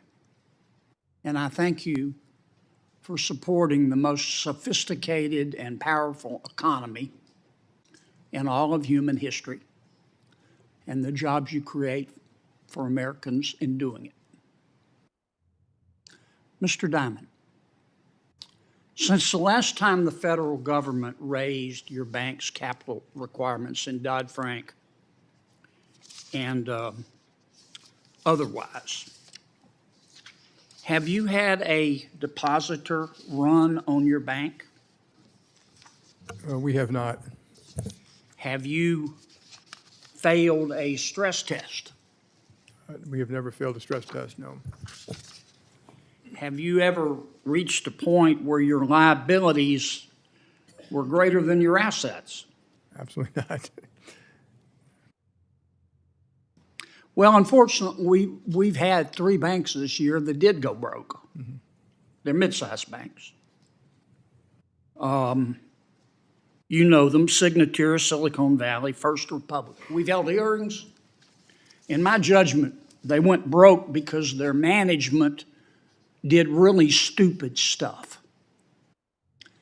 And because the FDIC and the regulators who were in charge of keeping them from doing stupid stuff sat there like bumps on a log, sucking on their teeth, and watched them do stupid stuff. And in many cases, had to turn to you to clean up the mess. Now, in fairness to the FDIC, it may have been that the people in charge of watching those banks at the FDIC were too busy urinating off the top of a hotel or abusing young women who went to work for the FDIC. The FDIC chairman told us recently, yes, he knew about it, it happened, but he wasn't the chairman yet and didn't have the authority to stop it. Mr. Diamond, don't you find it ironic? The FDIC is now turning to you and saying, you know our track record, which is blemished at the FDIC. Your bank isn't broken, but we're going to tell you how to fix it. Do you find that ironic? They're going to tell you how to fix it based on standards put together by bureaucrats in Basel, Switzerland, not by the United States Congress. Mm-hmm. Do you find it ironic that they're telling you this and proposing this? Isn't that kind of like being given gun safety advice by Alec Baldwin? Mm-hmm. Should I answer the question? So the major risk of those banks was hiding in plain sight, which is interest rate exposure.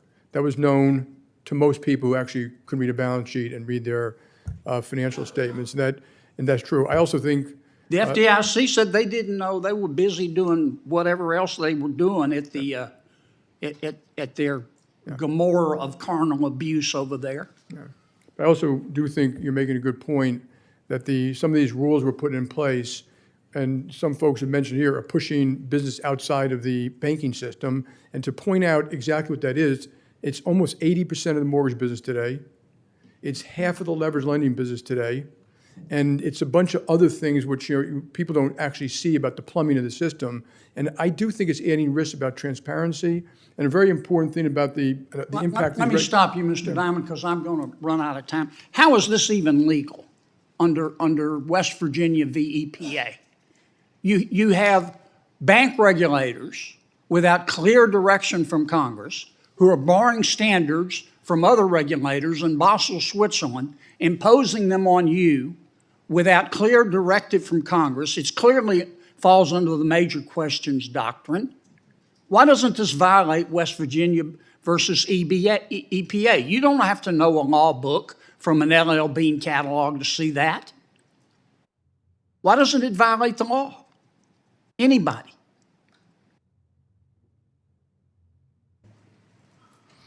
Senator Kennedy's time has expired. Senator Warren from Ms. Virginia. Fraser was about to answer. Would you like to answer, Ms. Fraser? I thought you gave her time. Proceed, please.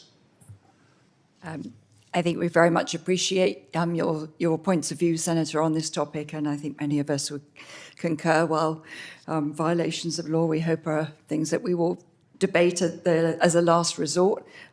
We would be prepared to do so because it's important that there's clarity in the law and that we abide by it. Thank you, Mr. Senator Warner.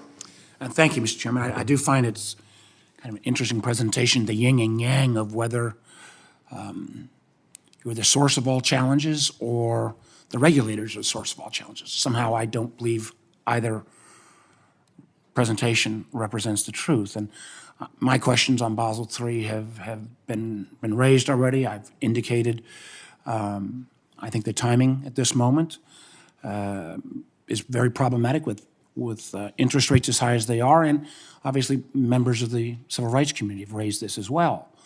But before anybody smiles too much, I can also tell you that I get extraordinarily frustrated that any time there is any proposed new regulation or rule, the normal industry reaction is, oh my God, the sky is falling.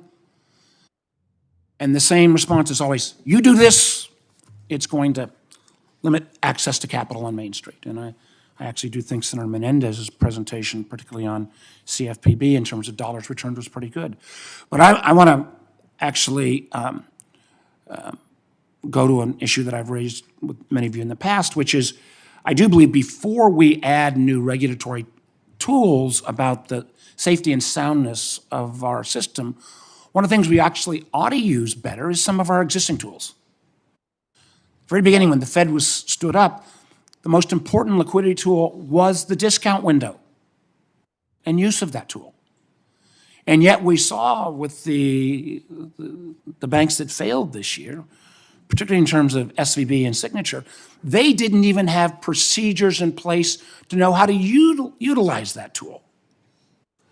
So I think I'll start with Mr. Moynihan on this one. But I know there was guidance given out this past July to say everybody ought to get their act together. And candidly, I don't have a lot of sympathy because of the concern that many of you and other colleagues have raised that, oh my gosh, if I go to the discount window, that's going to raise a stigma with the market. Well, you can't complain about new regulations if you aren't using existing tools. So beyond the guidance that was given, why shouldn't we have, maybe on some kind of random basis, a mandatory use of the discount window so that we could start erasing that stigma to make sure that every bank, from large to small, know how to use it? Because at least in terms of liquidity, this would be the most powerful tool of all. Mr. Moynihan. So, Senator, I think two things. One, readiness to use it, and I think you'd find that the institutions all here, because of the amount of regulation we have, are ready to use it, and that was an issue of readiness that you rose. But then the second question is the stigma, and we couldn't agree more. Whether it was in 7 and 8, whether it was in 2020, or whether it was last spring, every time a crisis hits, one of the core roles of the reason why the Federal Reserve exists is to provide that liquidity at a time of stress and lender last resort. And every time we're 100% reluctant to use it as an industry because it looks like we're weak, and we've got to figure out a way to change Somehow, it. Again, and that's again where I think you see folks on my side of the aisle complain that, if you're not using existing tools, well, maybe you ought to look at new tools. And I would love to engage with you. I'm going to put legislation forward that would require some mandatory usage, and maybe, again, how we do that on an episodic basis. But just saying we know there's a stigma problem, but we don't have a plan to address it, means that somebody that might be sometimes sympathetic to you, if we can't use that tool, my sympathy is going to go down dramatically. We agree with you, Senator. Let me try to hit a couple of other types. Artificial intelligence, I know, has been touched. I personally am surprised that there is not greater concern about AI in terms of using its ability to disrupt faith in the public markets.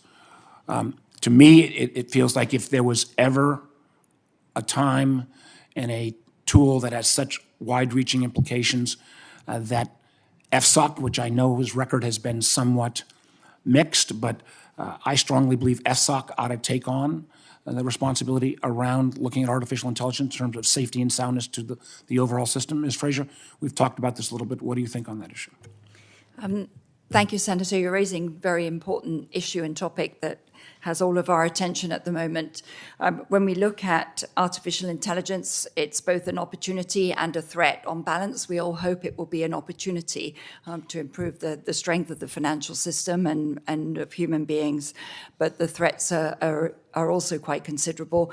We have a lot of regulation that is in place right now that works very well to safeguard our financial system. We think that regulation should continue to be used to guide the system. Let me just say, I know my time's up, but I do think FSOC is a tool, and I would make the case, and as others have made the case about underserved communities. Some of you are participating in the Economic Opportunity Coalition and some of our efforts with CDFIs.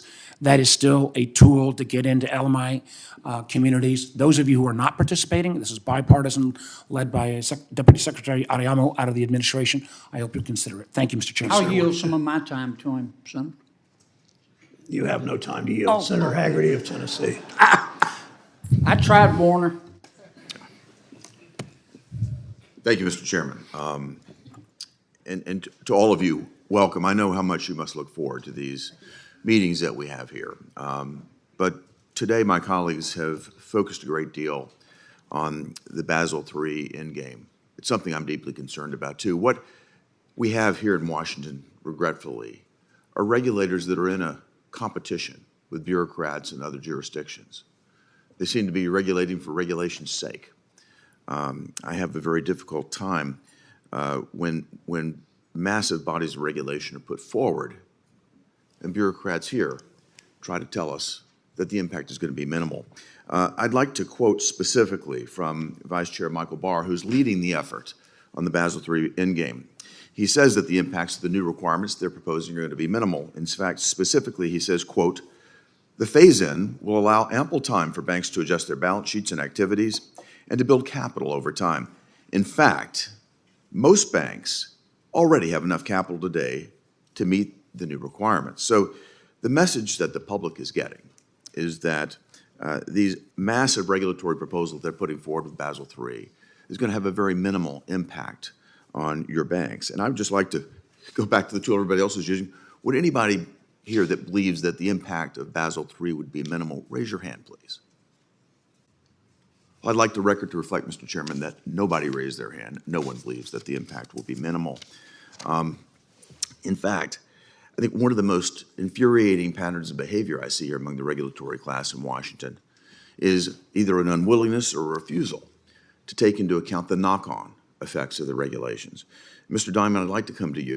Your bank has stated publicly that the Basel Endgame proposals would increase capital requirements by some $50 billion. That's not an insignificant number. There are obviously very real costs that are associated with this proposal, and I would like to get your perspective on how this proposal would impact not only your bank, but the markets and the economy more broadly.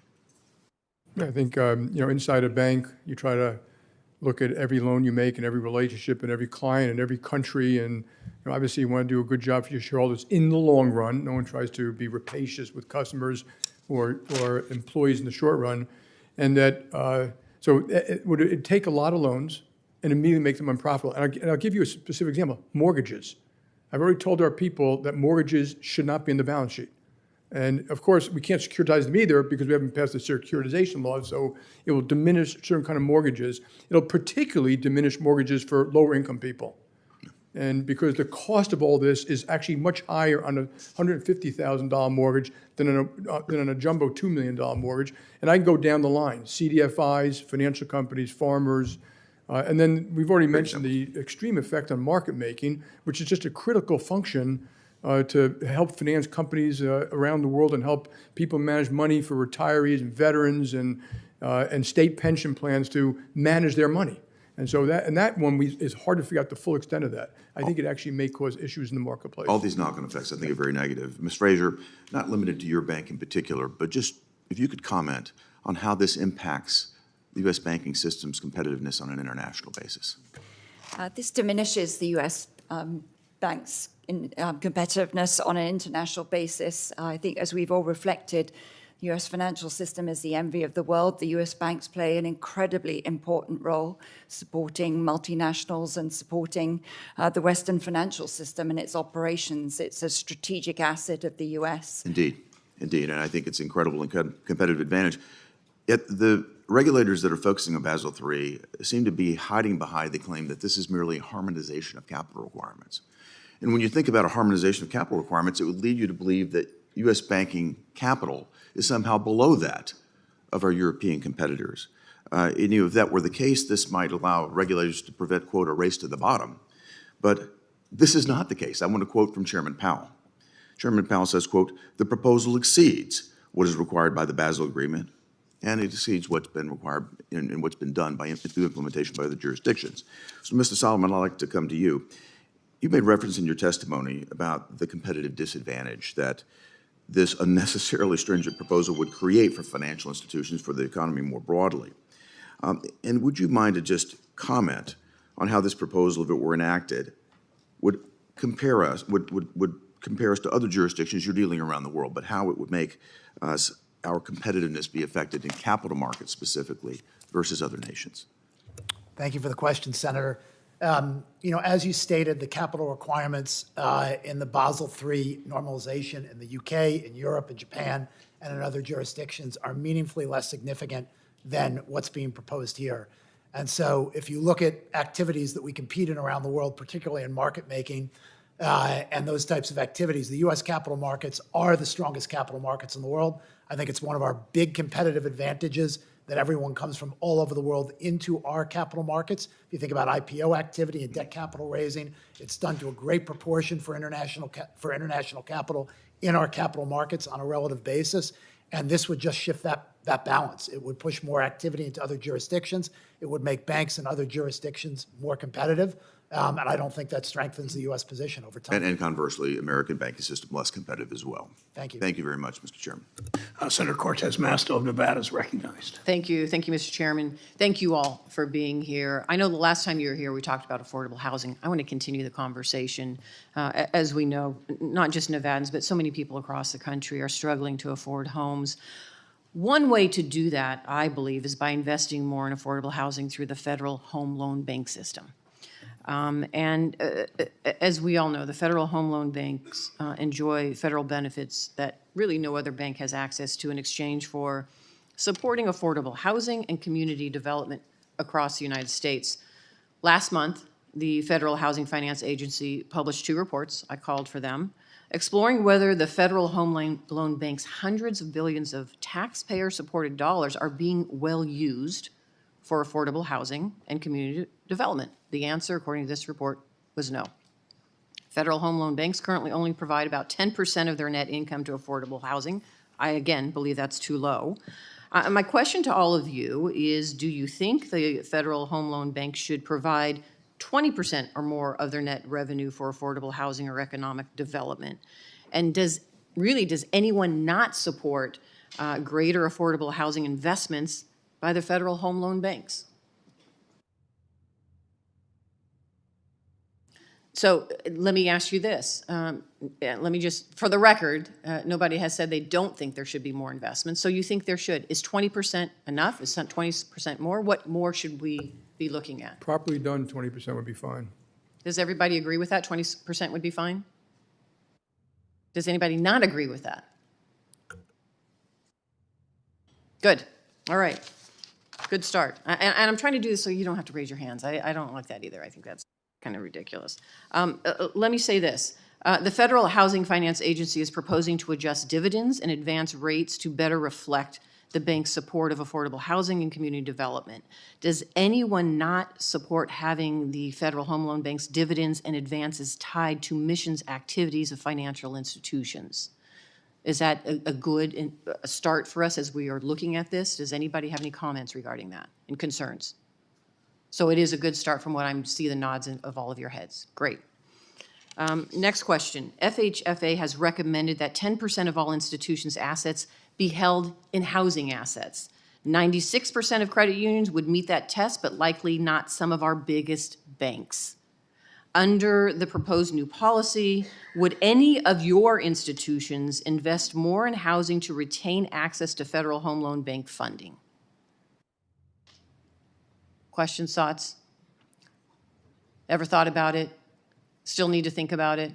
I think many of us meet it today, but I think, Senator, that the trick is, going to Mr. Diamond's last point, is if some of these rules change, we'll have to shrink our mortgages on balance sheet, which would make us less eligible and less able to live up to the principles you're doing, which is how much housing can we help drive. And so I think with everything balanced, but a lot of us meet that test today because of our business constitution. So the concern is if the new changes in the rules might have a negative impact on what we're trying to achieve here at the end of the day. Yeah, Is that what I'm mortgage hearing? loans are tricky to hold, Mm-hmm. and if you make them more capital intensive, they're going to be, less profitable, and if we're going to hold less of them, and already 80% of the activity goes on outside the financial institutions today. And so I think these rules may frustrate your intentions of what you're trying to do with the Federal Home Bank boards, and so we applaud that.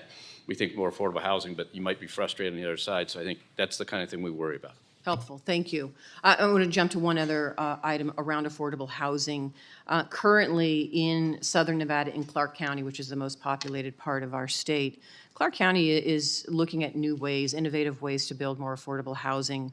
One of those is really looking at land trusts, federal land trusts. And the challenge they're having is they're not able to get any of the banks to write up the loans or the mortgages for these land trusts. And here's what I know. For decades, and this is what I want to talk to you about, for decades, banks have invested in apartment buildings that are deed restricted to require affordable rents. But in Clark County, so far, not a single bank has been willing to meet Clark County to discuss providing mortgages for deed-restricted standalone homes on federal land. That's the key here, is the federal land.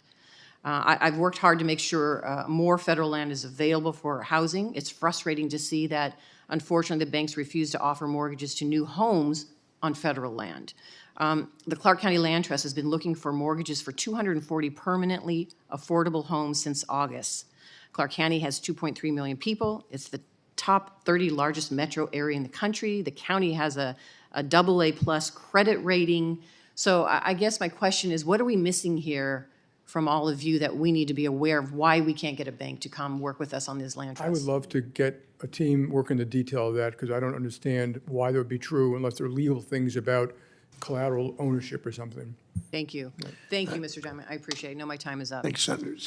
Senator Vance Ohio is recognized. Thank you, Mr. Chair, and thanks to the CEOs for being here. I know a few of you personally, and I admire all of you, but one of the things that I've expressed in private and also in public is my concern that the American political system is infecting the American financial system, and frankly, the American financial system is infecting the American political system. This is a graphic compiled by my staff which lists the ways in which your financial institutions have gotten involved in major political debates of the last few years. Things like the Georgia voter identification law, things like whether to lend to fossil fuel-based companies, things like guns and abortion. I should say, of course, that we all have our opinions on matters of public policy. Senator Cortez Masto and I disagree. But the difference between Senator Cortez Masto and I and all of you is that the people of our states elected us to do public policy. Nobody elected you, and so my counsel and my line of questioning is going to be very focused on this particular issue.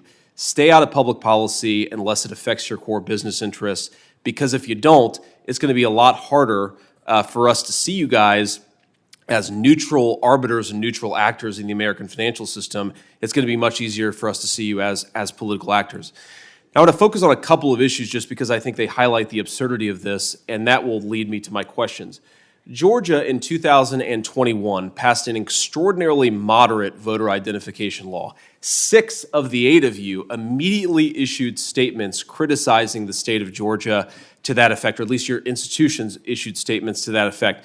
Now, I should point out that New York has a voter identification law, a much more stringent voter identification law than the state of Georgia. Did any of you issue statements criticizing the state of New York for their voter identification law? Show of hands.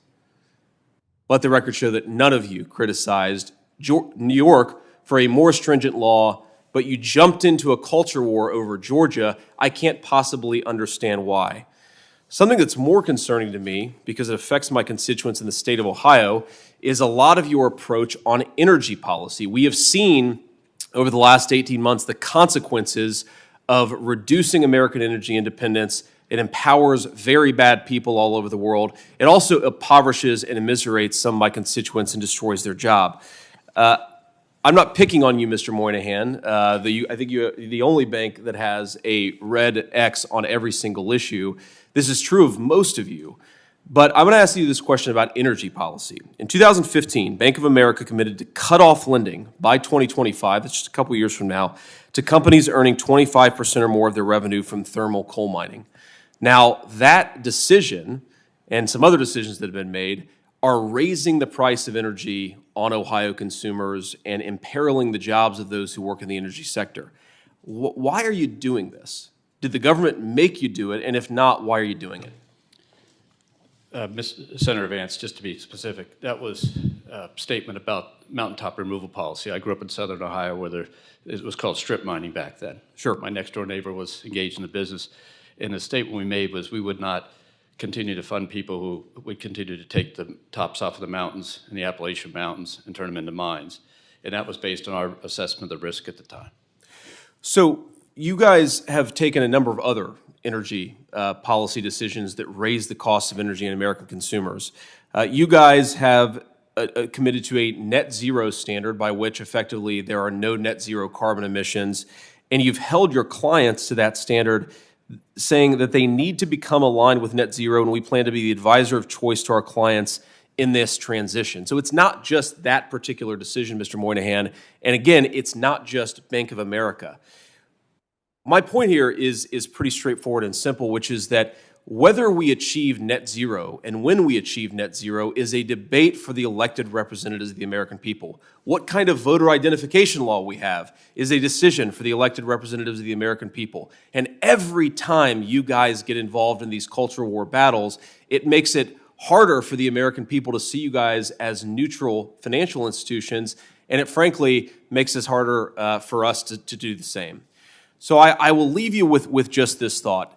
You've heard some very good line of questioning on Basel III. I agree with Senator Haggerty about Basel III. I don't know what some of the regulators are talking about doing. I don't think it makes a whole lot of sense.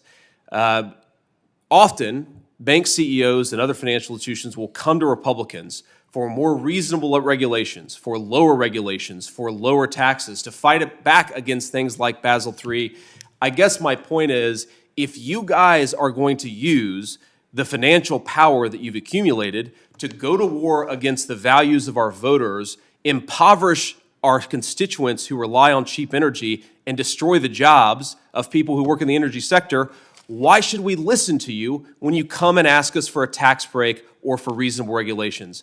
I'm one Republican who wants to have a good relationship with you, but the more you guys insult yourself into these fights, the less good that relationship will be. Thank you all for being here. Thanks, Senator Vance. Senator Van Hollen of Maryland is recognized. Thank you, Mr. Chairman, and thank all of you for being here today. As many of you know, I'm a big fan of CDFIs and MDIs as vehicles for getting capital into lower income areas to small businesses in places like Baltimore. Baltimore really needs that ecosystem of CDFIs and MDIs.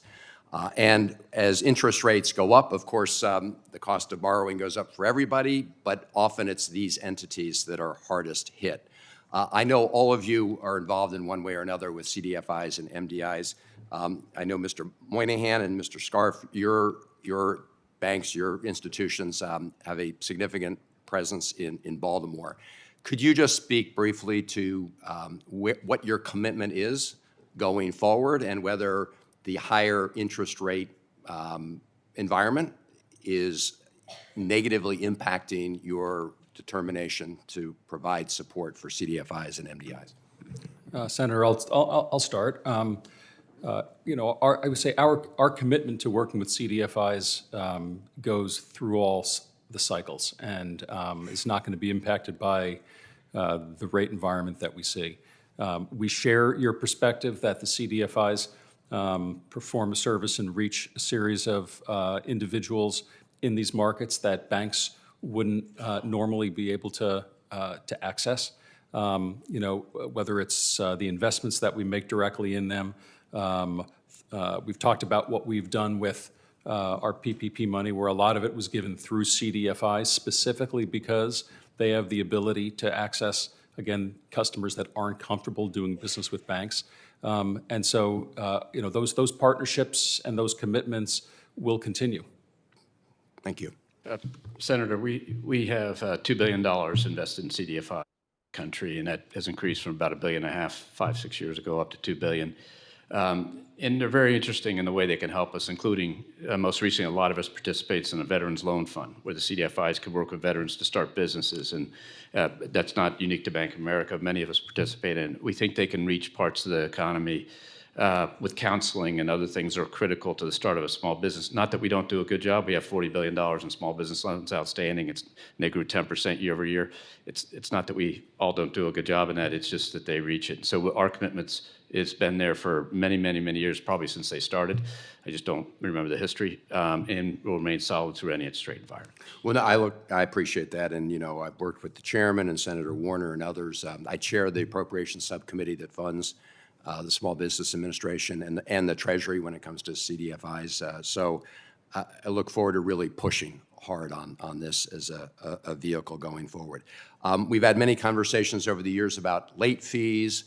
Obviously, late fees and overdraft fees have a disproportionate impact on people living paycheck to paycheck. Aaron Klein over at Brookings estimated that if the United States had adopted a real-time payment system in 2007, when the Bank of England did, American consumers, and especially the folks at the lower income end, would have saved $100 billion. And so I've been very focused on pushing the Fed to adopt the Fed Now program. We have the clearinghouse system out there as well. I do just want to get a brief sense of where we are on this. As I understand, Mr. Vince, Mr. Scharf, and Mr. Diamond, your institutions have enrolled in Fed Now. Am I right about that? Any qualifications? That's correct, Senator. I'm right. Okay. And I know, Ms. Frazier, you and I had a conversation about this just a few days ago. I understand you're working through some technical issues. Is that correct? Yes, we will be joining the system. All right. And Mr. Moynihan, if you could give us an update on where you are, American Express. So Bank of America. Sorry. American Express isn't here. If you want to come next time, Bank of it'll be America. fine with us. We are in the process of doing the technical work, as Jane said, and so it's just a matter of time. It's a matter of when, not if, and it's just going through the systems planning now. All right. The more that you can do to push and get all your, coordinate this system, the better. My last question doesn't relate to banking specifically, but it does to an issue that the chairman and I have worked on over years with respect to trying to close a tax loophole on carried interest. I know that you're not all directly involved, but you're all involved in the finance system. You understand the workings of this. Mr. Diamond, if I could just ask you, do you agree that we should close the carried interest loophole once and for all? Yes, I always have. I've been public about it. I know. I appreciate that. I would hope that we would do that because it's just egregious that it's gone on for so long. Thank you, Mr. Chairman. Thank you, Senator Van Hollen. Senator Britt of Alabama is recognized. Thank you, Mr. Chairman. It's a pleasure to be with all of you today. Thank you so much for carving out time for this. Over the last year, we have seen a host of incredibly complex and market-altering rules come out of nearly every financial federal agency. Interestingly, 5 of our top financial regulators sat before this very committee last month and unanimously told me that they believe the U.S. banking system to be strong, while at the same time they argued for proposals that could fundamentally weaken it without providing any adequate answer to the question, why? You've seen actions, and we've seen them here from the Federal Reserve, the FDIC, the OOC, the CFPB, the SEC, many of which seem to go far beyond the bounds of their authority. Equally as concerning is the apparent lack of initiative by these regulators to understand both the qualitative and cumulative impacts of all of these rulemakings. For example, focusing on Basel III proposal. In this committee, just a few weeks ago, Vice Chair Barr said the rule will have a, quote, minimal impact on lending that banks do, end quote. Now, I'd like to say, Mr. Scharf, I heard you earlier when I was watching say that you have the most rural branches of all the banks represented here. And my question is, can you briefly respond to that? Would this proposal only have a minimal impact on Wells Fargo's lending? Well, Senator, we are going to be commenting to the Federal Reserve. We do think there are a series of asset classes. When you look at the increases in capital that are proposed, would affect both the availability of credit and the pricing of credit in the marketplace. And additionally, as we've seen in other asset classes, when regulation like this has taken hold, you can see substantial migration outside of the regulated banking system. Absolutely. Thank you. At the end of the day, the GSIBs play a vital role in the U.S. economy, and I don't want to diminish that. However, I do want to focus on downstream.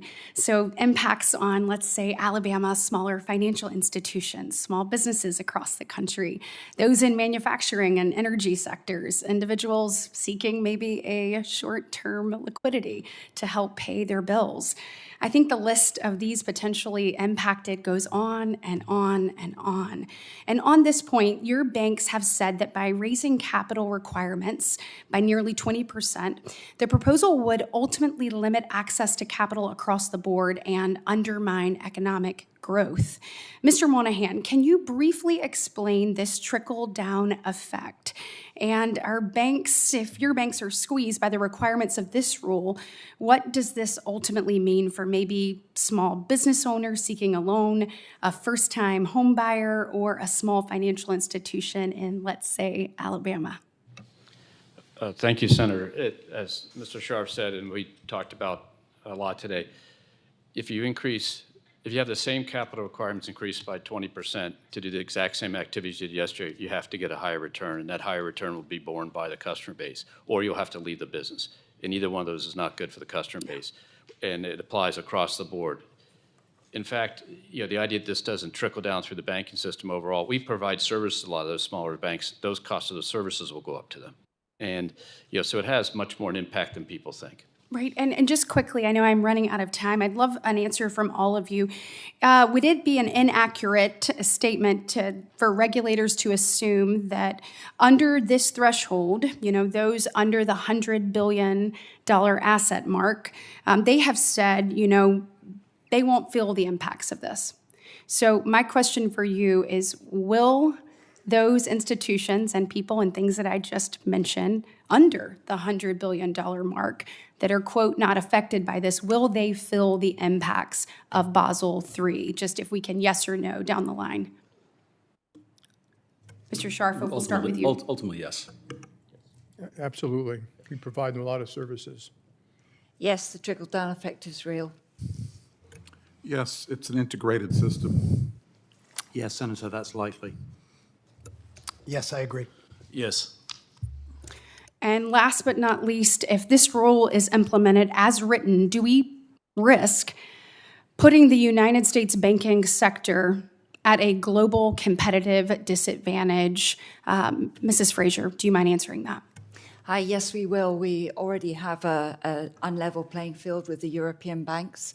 The American banks play an incredibly important role globally in the financial system and ultimately affect the competitiveness of American companies. This is important. Thank you, Senator Warren of Massachusetts is recognized. Thank you, Mr. Chairman. So today, I want to talk about how criminals are using our financial system to move money to finance terrorists, drug traffickers, and sanctioned countries like Russia and Iran and North Korea.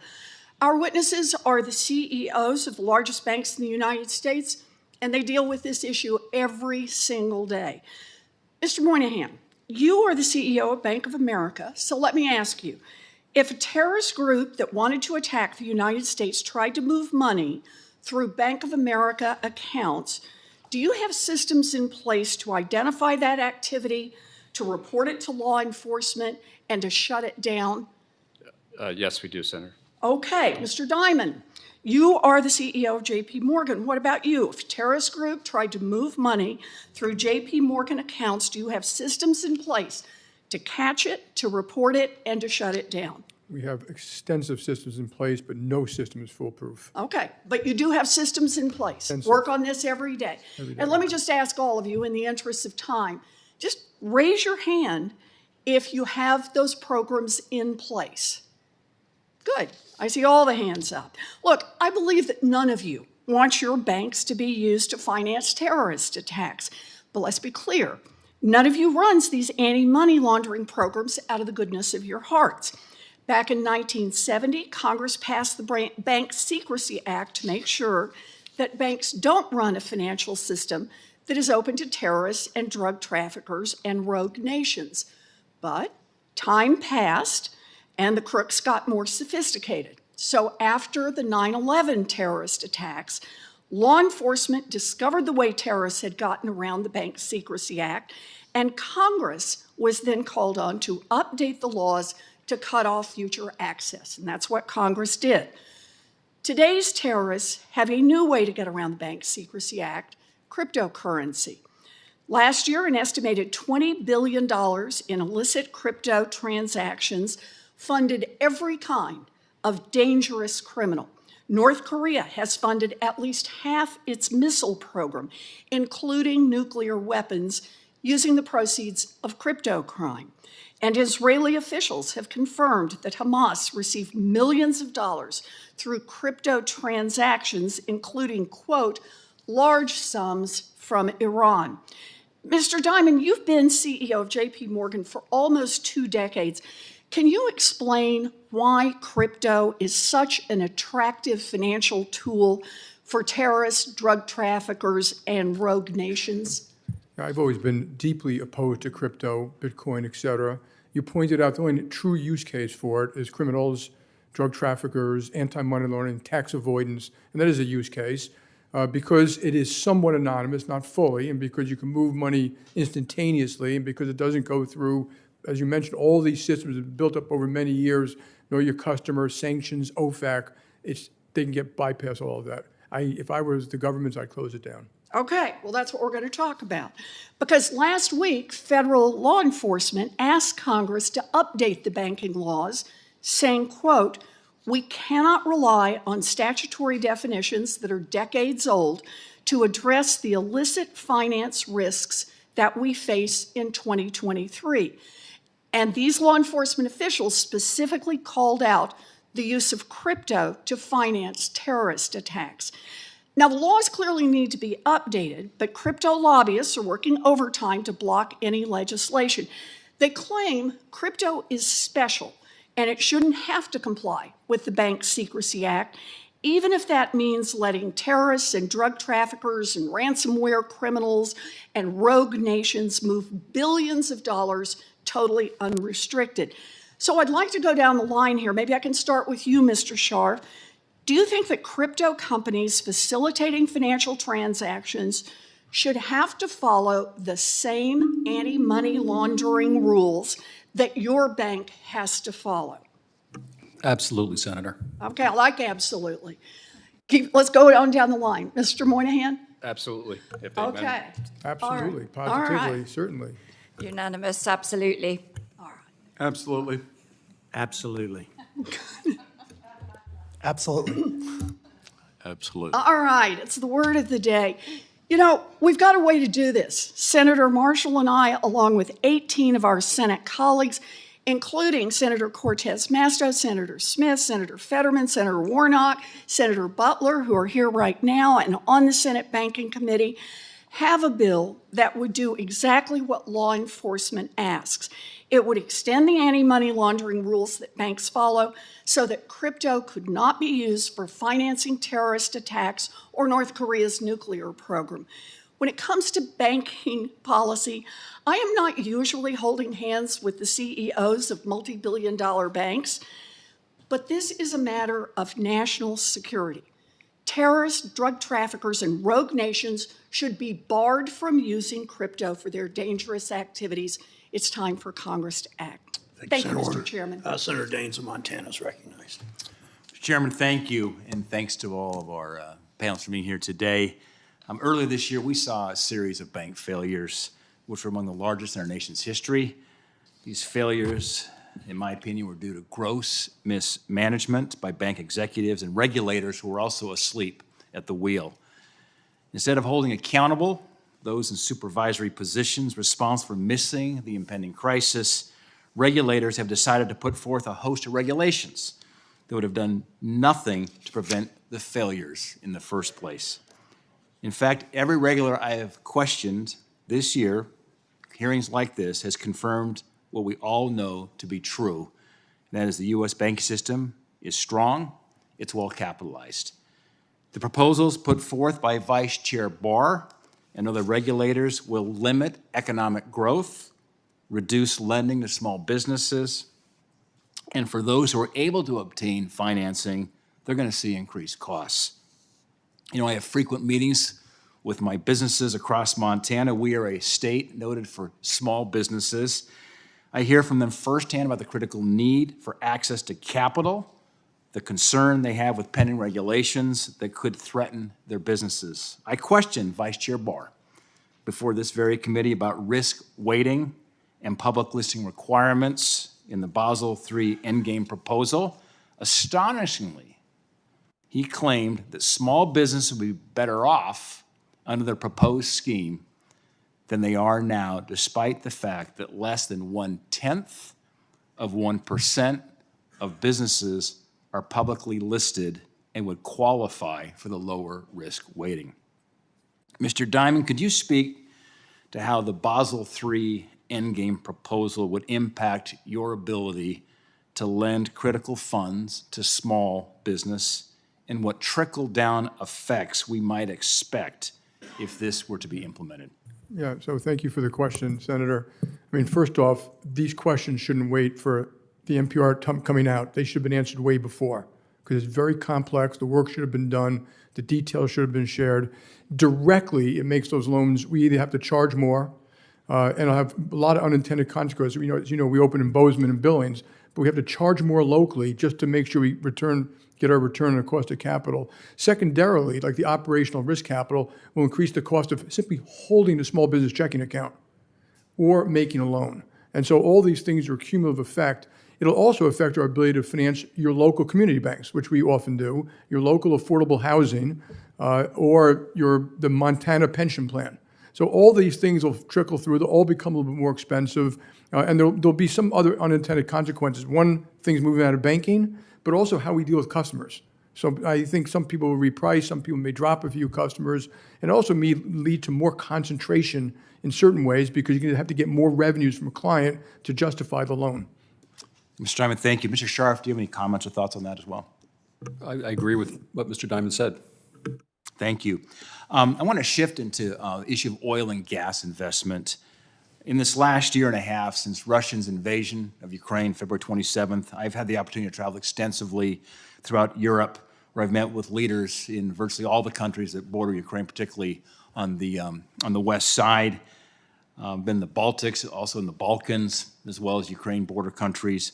One thing I've heard that's nearly universal is that they've let the whims of the day dictate their energy policy and moved too quickly away from reliable baseload forms of energy like natural gas, coal, hydropower, and nuclear. I was struck when I was in Vilnius. They took me out to their LNG facility.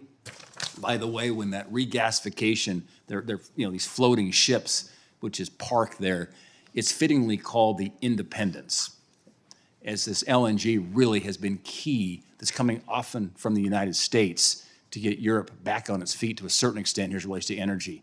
But I asked these folks who run the LNG plant, what did you do before you were making LNG? And I had a background in chemical engineering. I was kind of curious about process and who these people are. They said, well, we used to run the nuclear plant in Lithuania. So what do you mean you used to run it? It says, we used to supply 70% of Lithuania's electricity through a nuclear plant. But in 2009, it was shut down. So why was it shut down? It says, as a condition of joining the EU, they made them shut it down, and Lithuania went from being a net energy exporter to an energy importer. And this is just a warning thing for all of us. You can't let the whim of the moment, some particular segment of a green movement at that time was very anti-nuclear. And to their credit, it was an old Russian-designed, Chernobyl-type reactor that needed to be changed over, but they were. Hitachi was going to build a new Japanese state-of-the-art reactor, shut the whole thing down. And they're paying a severe price for it. The need for fossil fuels is not going to dissipate in the near term. I'm very concerned the Biden administration has an all-out assault on the oil and gas industry in the United States to further their green fantasy and hallucination. We can do this the safest and the most environmentally sound way, to have a balanced energy portfolio that includes, of course, renewables and the exciting future we have in the transition, but we better make sure we think about expanding our portfolio when the world's going to need 50% more energy than it does today in the next 25 years. Mr. Diamond, can you discuss the importance? Very briefly, 30 seconds if you can, Mr. Diamond. Mr. Diamond, here's my question. Can you discuss the importance of having some common sense as it relates to capital requirements, lending, and so forth in the oil and gas industry? We have to finance a transition. You need secure, safe, affordable oil and gas to do that. The oil companies are doing a great job reducing CO2. If you don't have affordable, cheaper energy, the cost on poor people, poor nations will be dramatic. We can get it done right as long as we were very thoughtful about it. Senator Smith is recognized from Minnesota. Thank you, Mr. Chair, and good morning to all of you, or I guess it's good afternoon now. So I'm glad to have you all with us. I'd like to start with you, Mr. Scharf. So I want to talk to you about the Community Reinvestment Act. I think that this is a really important tool for making sure that people and businesses in low and moderate income communities have access to capital and lending and financial services. And I, for one, am encouraged by the new CRA rulemaking, which I think is an important update. And I think it makes some thoughtful changes to realign the CRA with its core purpose and to give banks and financial institutions clear direction on what activities qualify for CRA credit. So, Mr. Scharf, could you tell me how you assess this final rulemaking for the CRA, and do you think that these changes will better enable banks to meet their CRA obligations? Senator, I very much agree with your sentiment of both the importance of CRA and the need to make changes in existing CRA legislation to ensure that the ultimate goals are actually achieved through the actual legislation. I think when you look at the changes that have been made, there's certainly many items that are taken into account which are directionally supportive of what I just said. Mm-hmm. We've given some comments to the regulators about some of the specifics that we would like them to just reconsider as they work towards that goal. But directionally rethinking CRA and doing it in a way that all the regulators come together is extremely helpful. Thank you. I agree with that. I think having everybody being on the same page was an extremely important part of this as well. Another thing that I think is true is that these updates to the CRA regs were decades overdue. So do you think that it would be helpful for regulators to update these rules more regularly to kind of have a more rapid cycle? I'm not talking about changing rules all the time, but I'm saying learning from our experience and your experience to make sure they're working well. Senator, yes, it absolutely makes sense to relook at these things and make sure that they're having the intended consequences, and just at the same time realize that all of those changes then filter through a lot of work that we have to do, and so just striking that right balance is also, I think, very important. Great, thank you. Mr. Solomon, good afternoon. It's good to see you. Many of us are giving thought to how AI, artificial intelligence, is being deployed and how we should be setting guardrails for its use. And understanding that AI has been in use for many years, I think it's true that generative AI has gotten a lot of attention over this last year, and both for its capacity and also for the limitations that have been on full view. Earlier this year, Mr. Chair, the Bing AI chatbot urged a New York Times reporter to leave his wife. And just last week, it was reported that the Amazon chatbot experienced, and I quote, severe hallucinations and leaked confidential data. So my question for you as the leader of Goldman Sachs is, how do you see using this? I know that you probably have been using our AI tools for quite a long time, but could you talk a little bit about how the generative AI projects that you're working on, how you see these being deployed internally, and how you are thinking about the appropriate guardrails? Thank you for the question, Senator. Obviously, it's something we're very focused on, and as you highlight, there are super offensive productivity things that can be done with the technology as the technology accelerates. As you point out, we've been using artificial intelligence in our business for quite some time, but these large language models accelerate your ability to use very, very highly paid people more effectively with clients by giving them access to information and giving our clients access to information that is sorted and organized more quickly. Those are the positives. On the negatives or the defensive, the technology can obviously be used to disrupt activities, to disrupt markets. It falls into our category of thinking about cyber protection and guardrails. And so we have an enormous amount of focus in thinking through how these tools can be used to attack our systems, our platforms, et cetera. I think it's the acceleration of this technology is going to continue. The pace is quite robust. And I think there are opportunities, but we also certainly have to be vigilant to recognize that there are things that are going to develop that we can't see, and we've got to make sure we have the right protections in place. Thank you. Ms. Fraser, I just have a couple seconds left. You and I spoke about this a little bit recently. Tell me how you think about this from Citi's perspective. So about 4 years ago, we put some principles in place for how to use AI, and topics such as fairness and transparency in how it's used, making sure that you can understand and trace the different algorithms that are in place, elements like that, and making sure that there is human beings governing this, and make sure the protections are there so we get the opportunities realized from it, and also use it to defend against the threats. Thank you. Thanks, Senator Smith. Senator Fetterman from Pennsylvania is recognized. Thank you, Mr. Chairman. Thank you. All right, Mr. Monahan, Back in 2008, the Bank of America, your bank, didn't have enough capital to cushion the bad investments decisions that you made, and you had to be bailed out. And then in 2023 of this year, the Silicon Valley Bank didn't have maintaining enough capital and had to cost over $20 billion from the FDIC. So let me ask you, should we believe you that you have the Batman, we got this kind of an issue? Or should we able to have intervention to adjust this? Well, Senator, I think since the financial crisis, this body, along with Congress and the President, passed the Dodd-Frank Act, and there have been, which changed the capital rules.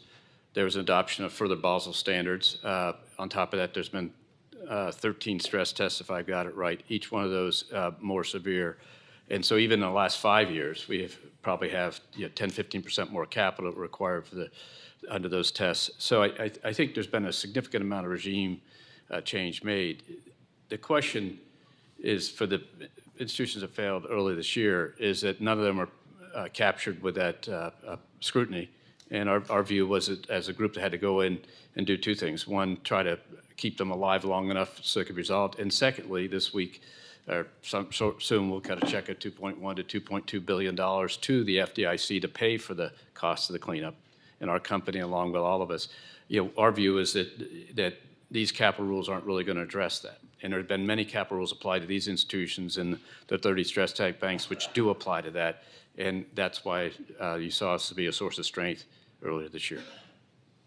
Oh, yeah, well, if you felt that, we all supported those kind of changes after the crash, and then how can we have what happened at the Silicon Valley Bank now some 15 years later, and if there wasn't the kind of intervention, it would have called another kind of a crash. So have we got it right yet? Should we have to make any more changes? How are you okay with this idea that a relatively small bank, especially compared to the size of all of you in front of us today, could cause a crash system-wide unless that the president had to quickly intervene and make sure that we address this? Any changes? Anything else? Or that it's okay to worry that a small bank could actually imperil our entire financial system?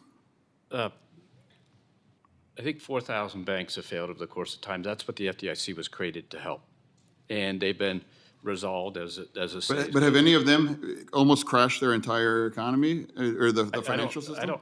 In 07, 08, the system was outside the system in addition to that. So many of the people up here were not bank holding companies at that time.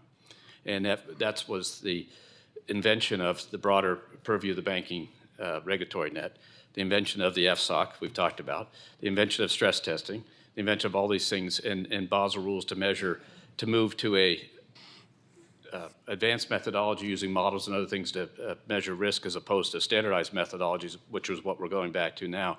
All that was made to change the system. Silicon Valley didn't threaten the U.S. economy. It could have been resolved, and it was resolved. Well, why did the president act so swiftly if there wasn't such a concern? That's amazing that you can get on the phone and act so quickly for that kind of money. Like, if there really wasn't such a significant risk. I mean, I wasn't read about the other 4,000 banks that crashed that required the president to react in such a swift manner. You'd have to ask the people. We didn't think that all that could have been resolved differently. Many of us that got involved with the First Republic transaction, the deposits we put in. But you're going to have to ask the other people why they did what they did. It's not us. Okay, so but again, no changes are necessary, despite now that we seem to have this enduring kind of a risk that bad behavior or bad investments could actually crash our whole financial systems. There were specific things that happened in Silicon Valley Bank that should be addressed by regulations. And the most important one is excessive interest rate risk. That's got nothing to do with Basel III, the issue here. And I think the American public should know that banks pay for the FDIC. That's not government money. That is a mutual company, and I would love to take it over and take it off your hands and manage it ourselves. With all due respect, Mr. Damon, I really think it really matters, who's paying for it, but the fact that anyone has to pay because of these choices are necessary. No, my chairman, could I have, and actually Mr. Diamond was next in my question. Quickly. Outstanding. All right, so Mr. Diamond, you claim that the capital requirement and that will increase costs and reduce lending. Chase done $5.7 billion in share buybacks and $9 billion in dividends so far this year. So wouldn't it be easier just to kind of hold on to a lot of that money and lend it out?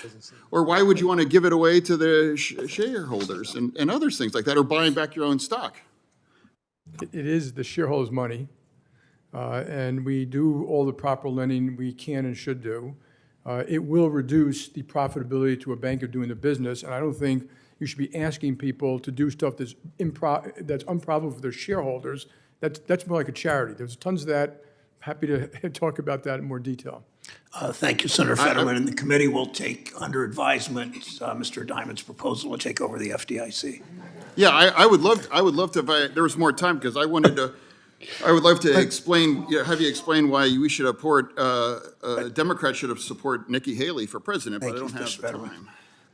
Thank you, Mr. Fetterman. And while I like your ideas on SSI, Mr. Diamond, I need to think more about FDIC. Senator Warnock from Georgia is recognized. Thank you so very much, Mr. Chair.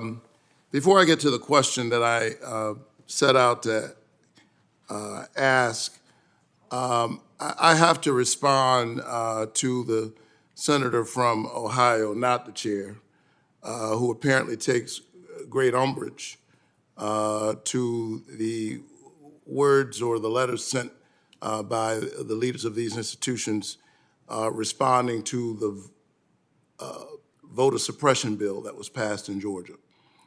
I know a little something about voter suppression in Georgia. Today is, in fact, the one-year anniversary of my election in Georgia. But my election should not give people the false impression that there's no voter suppression in Georgia. It should not give us any misunderstanding about how bad a law SB 202 actually is. In fact, I had to sue the state of Georgia because at the beginning of my runoff a year ago, they decided that folks wouldn't be able to vote the first Saturday of the runoff, claiming that this was the clear letter of the law. You couldn't vote a couple of days after a holiday, that holiday being Thanksgiving, and a day that used to honor the anniversary of Confederate General Robert E. Lee. And so I had to sue them and then appeal again and again just so Georgia voters could vote. So I think that people in your position do have a corporate responsibility, and I hope you will certainly feel the freedom to lean in the places and the spaces where it's necessary. And in that vein, I want to ask you about the Safer Banking Act, legislation recently considered by this committee on cannabis banking. Many of your banks have lobbied for this bill, and the American Bankers Association, of which you all are members, supports the bill as well. I'm going to ask you to raise your hand if you support the Safer Banking Act. None of you support the Safer Banking Act. I'm going to ask you a question. Raise your hand if you support the Safer Banking Act. Senator, we all support the intent of it. The problem is it doesn't fix the problem, and that's it. So don't take our non-essentials. Let me ask my next question. Please raise your hand if you believe passing the Safer Banking Act will reduce the racial wealth gap.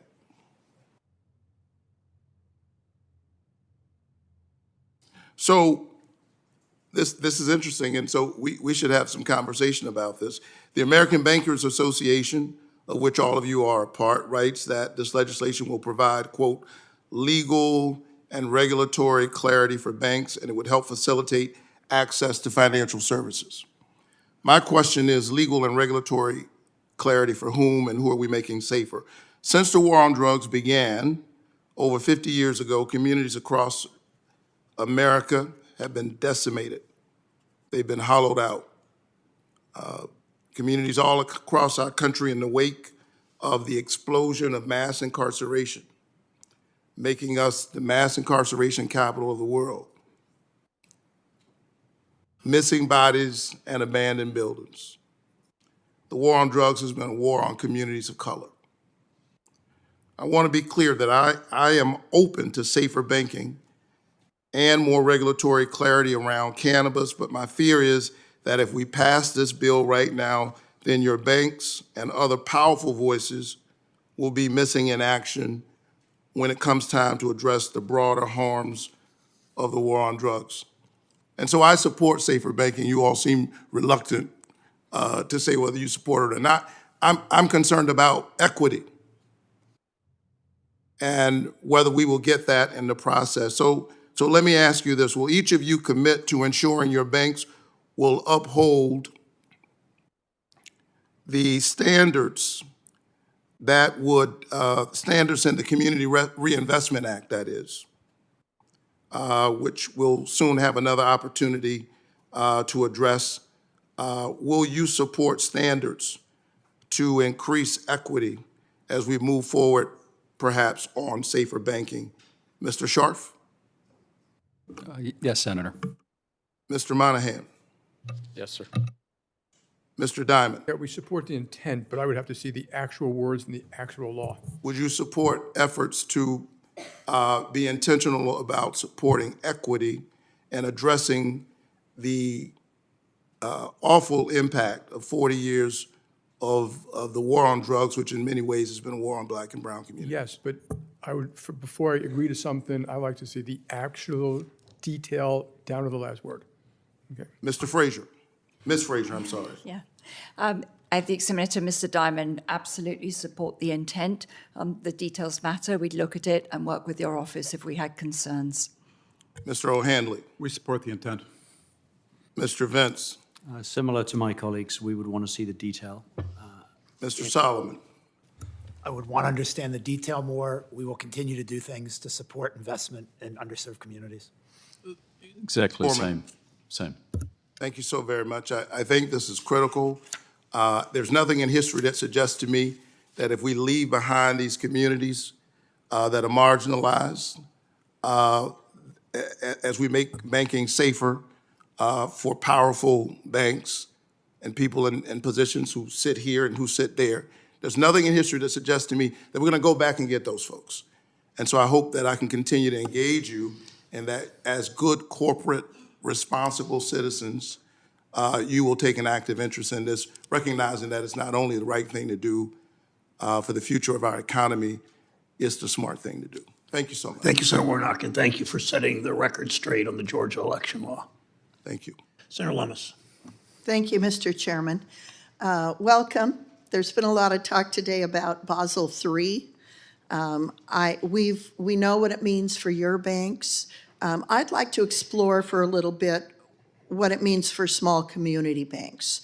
Wyoming and other rural states rely on small community banks, and while the capital requirements apply to the systemically important banks, I would like to know if there are additional impacts on smaller community banks and their customers. So I'll address the question to Mr. Diamond and then ask anybody else who wants to take a swing at this to weigh in as well. Yeah, so thank you, Senator. I think the smaller community banks would say they're not directly affected by this, but since a lot of us up here bank those banks, we bank their retirement funds, we bank their cities, we bank other small businesses, we bank local schools, cities, states, hospitals. It will trickle down to higher costs to them in one way or the other. It also changes the competitive landscape. It may, in some ways, make it harder for them to compete with us, as opposed to less hard. Would anyone else like to take a swing at that one? Thank you. Americans interact with a financial institution through their banks, and they save, like, for kids' college education with mutual funds and protect their families with insurance. Can you explain why ultimately these changes will impact families planning for the future? So my question is, what are the impacts of Basel III on pensions, mutual funds, insurance companies, and other users of derivatives who hedge? Now, hedging in my industry, agriculture, is very important. So I'm interested in the implications for hedging and the other entities I mentioned. Perhaps, Ms. Fraser, would you address this? Yes, hedging plays a very important role for protecting against risk and helping mitigate risk, particularly when we're in very volatile times at the moment. It's important for providing stability and income flows. And commodity hedging is a critical piece for any farmer in America. So the increase in capital associated with the Basel III rule will have an impact on the cost of that hedging and potentially even the provision of that hedging. And as you say, it permeates many different parts of our economy and society. It's not just for the most sophisticated players. I want anyone who's interested in responding to this question to take it. One of the things that my staff observed is that one of the most poorly thought out parts of Basel III is how public listings are used as a proxy for counterparty risk in derivatives, counterparty credit risk in derivatives. So it looks like this will harm, at a minimum, nearly 70 million households who invest in mutual funds. I'd like to know if you agree with my staff's concern and how we might address that. And this is for anyone who wishes to take it. Yes, sir. It's a very crude measure of risk and doesn't reflect the fact that some of the largest and most sophisticated companies in America are public. So it's just putting in one basket, saying that by definition, if you're not public, and if you look at the trends, in fact, fewer and fewer companies are public these days.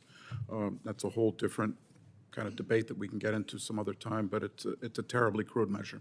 Do you know why they chose to make public versus private companies different and treat them different in terms of using them as a proxy for counterparty credit risk in derivatives? Anyone? Well, we don't know either, so we're all in the dark. Okay, question. Why is it, and this again is for anyone who wishes to weigh in, why is it so important that the United States have a regulatory framework that allows our financial institutions to compete on the global stage? As we see the rise of China asserting the influence of the yuan all over the world, help me understand why we have to stay competitive.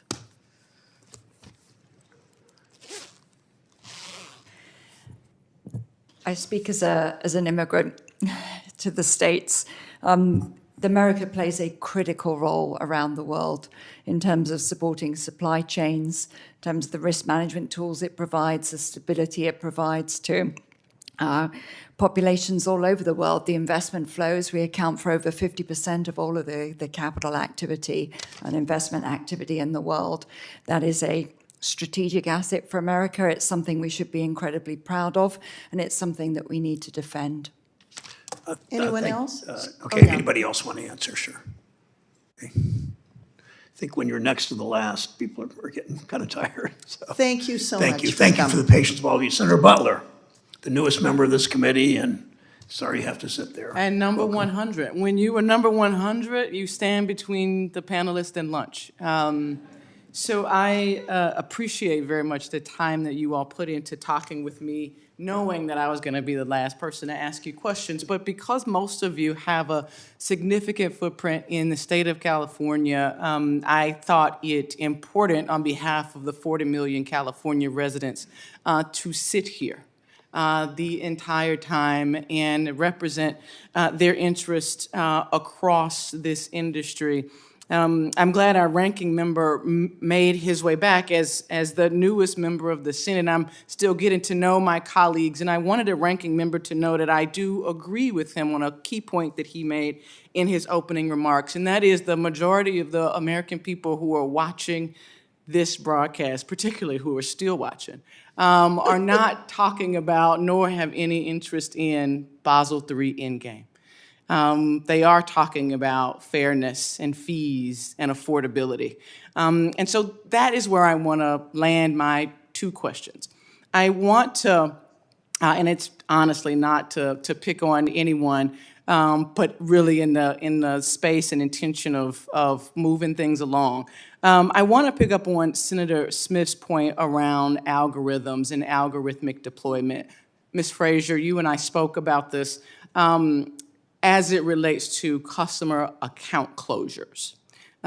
We talked specifically about the November 5th New York Times article in which Citi was specifically mentioned, a customer of yours who owned a bar and who was making bar-like deposits, end-of-day cash deposits in round amounts so that they could actually keep petty cash on hand to be able to make change at the bar, and found themselves the victim of an account closure due to what the algorithm determined was suspicious activity.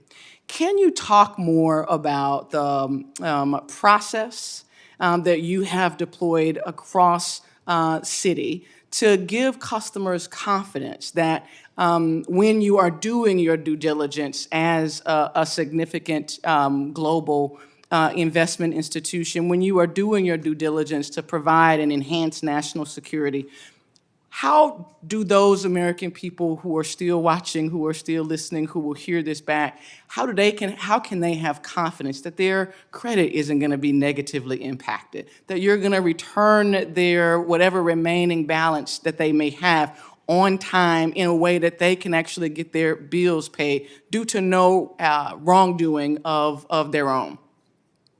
Senator, thank you very much for the question. Thank you also for sitting through the entirety of the hearings today. You raise a really important point. I think all of us want to protect our customers. There's a tremendous amount of fraud. There's cyber probably keeps us awake at night. We want to do a good job for our customers. We want to look after them and enable them to live their lives and their financial lives securely. We have money laundering requirements that are very significant, in which we're not allowed to go and then tell the customer why it is we've closed their account. And I think all of us appreciate how frustrating that is for our customers, but we must follow the law. You and I have also talked about when it's found out that a customer's account has been closed in error or for some other reason, or there's been fraud blocks, how do we then help them recover their funds quickly? And that, again, I think there is no bank CEO on this table that does not want to help a customer to do that. And we're very happy to follow up with you on what are different ways that can be achieved. Thank you.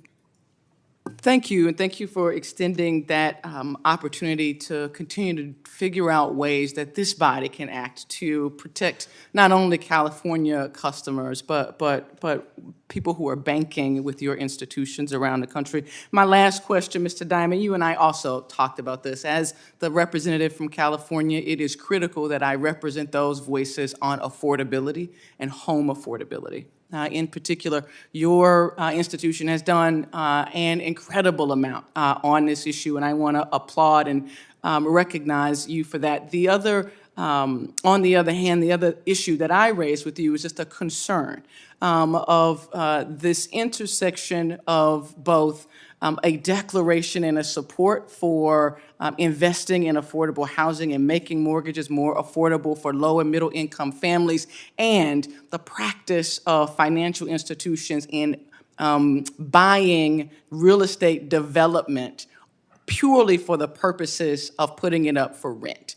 Those two things seem to be in opposite and in contrast to me. And there was a report of JP specifically in California about this behavior. And I'd love to give you the opportunity to talk to Californians about how you are meeting both of those obligations, the obligation to provide more affordable housing, help to create more access to the American dream, and at the same time, buying more and more single-family residential properties that where they are going to be only available for renting. Right. So thank you for Mr. the Diamond, question. be brief if you Yeah, would. thank you for the question, Senator. Love affordable housing, do a lot of it, as do a lot of the banks up here. We can make mortgages much lower cost for lower size mortgages. I've been dying to work on that for 10 years now. I think that you're referring to an instance where we financed a company which is building homes, and it's, I think, 200 homes for rental. Remember, rental is appropriate for some people. And so I understand your concern, and I'll look into the specific thing, but building more homes is good for affordable housing. Thank you, Mr. Diamond. Senator Butler, thank you. Thanks to the 8 of you for joining us today. For senators who wish to submit questions for the hearing record, those questions are due 1 week from today, Wednesday, December 13. To the banks, please submit your responses to these questions for the record 45 days, no more than 45 days from the day you receive them. Thank you again. The hearing is adjourned.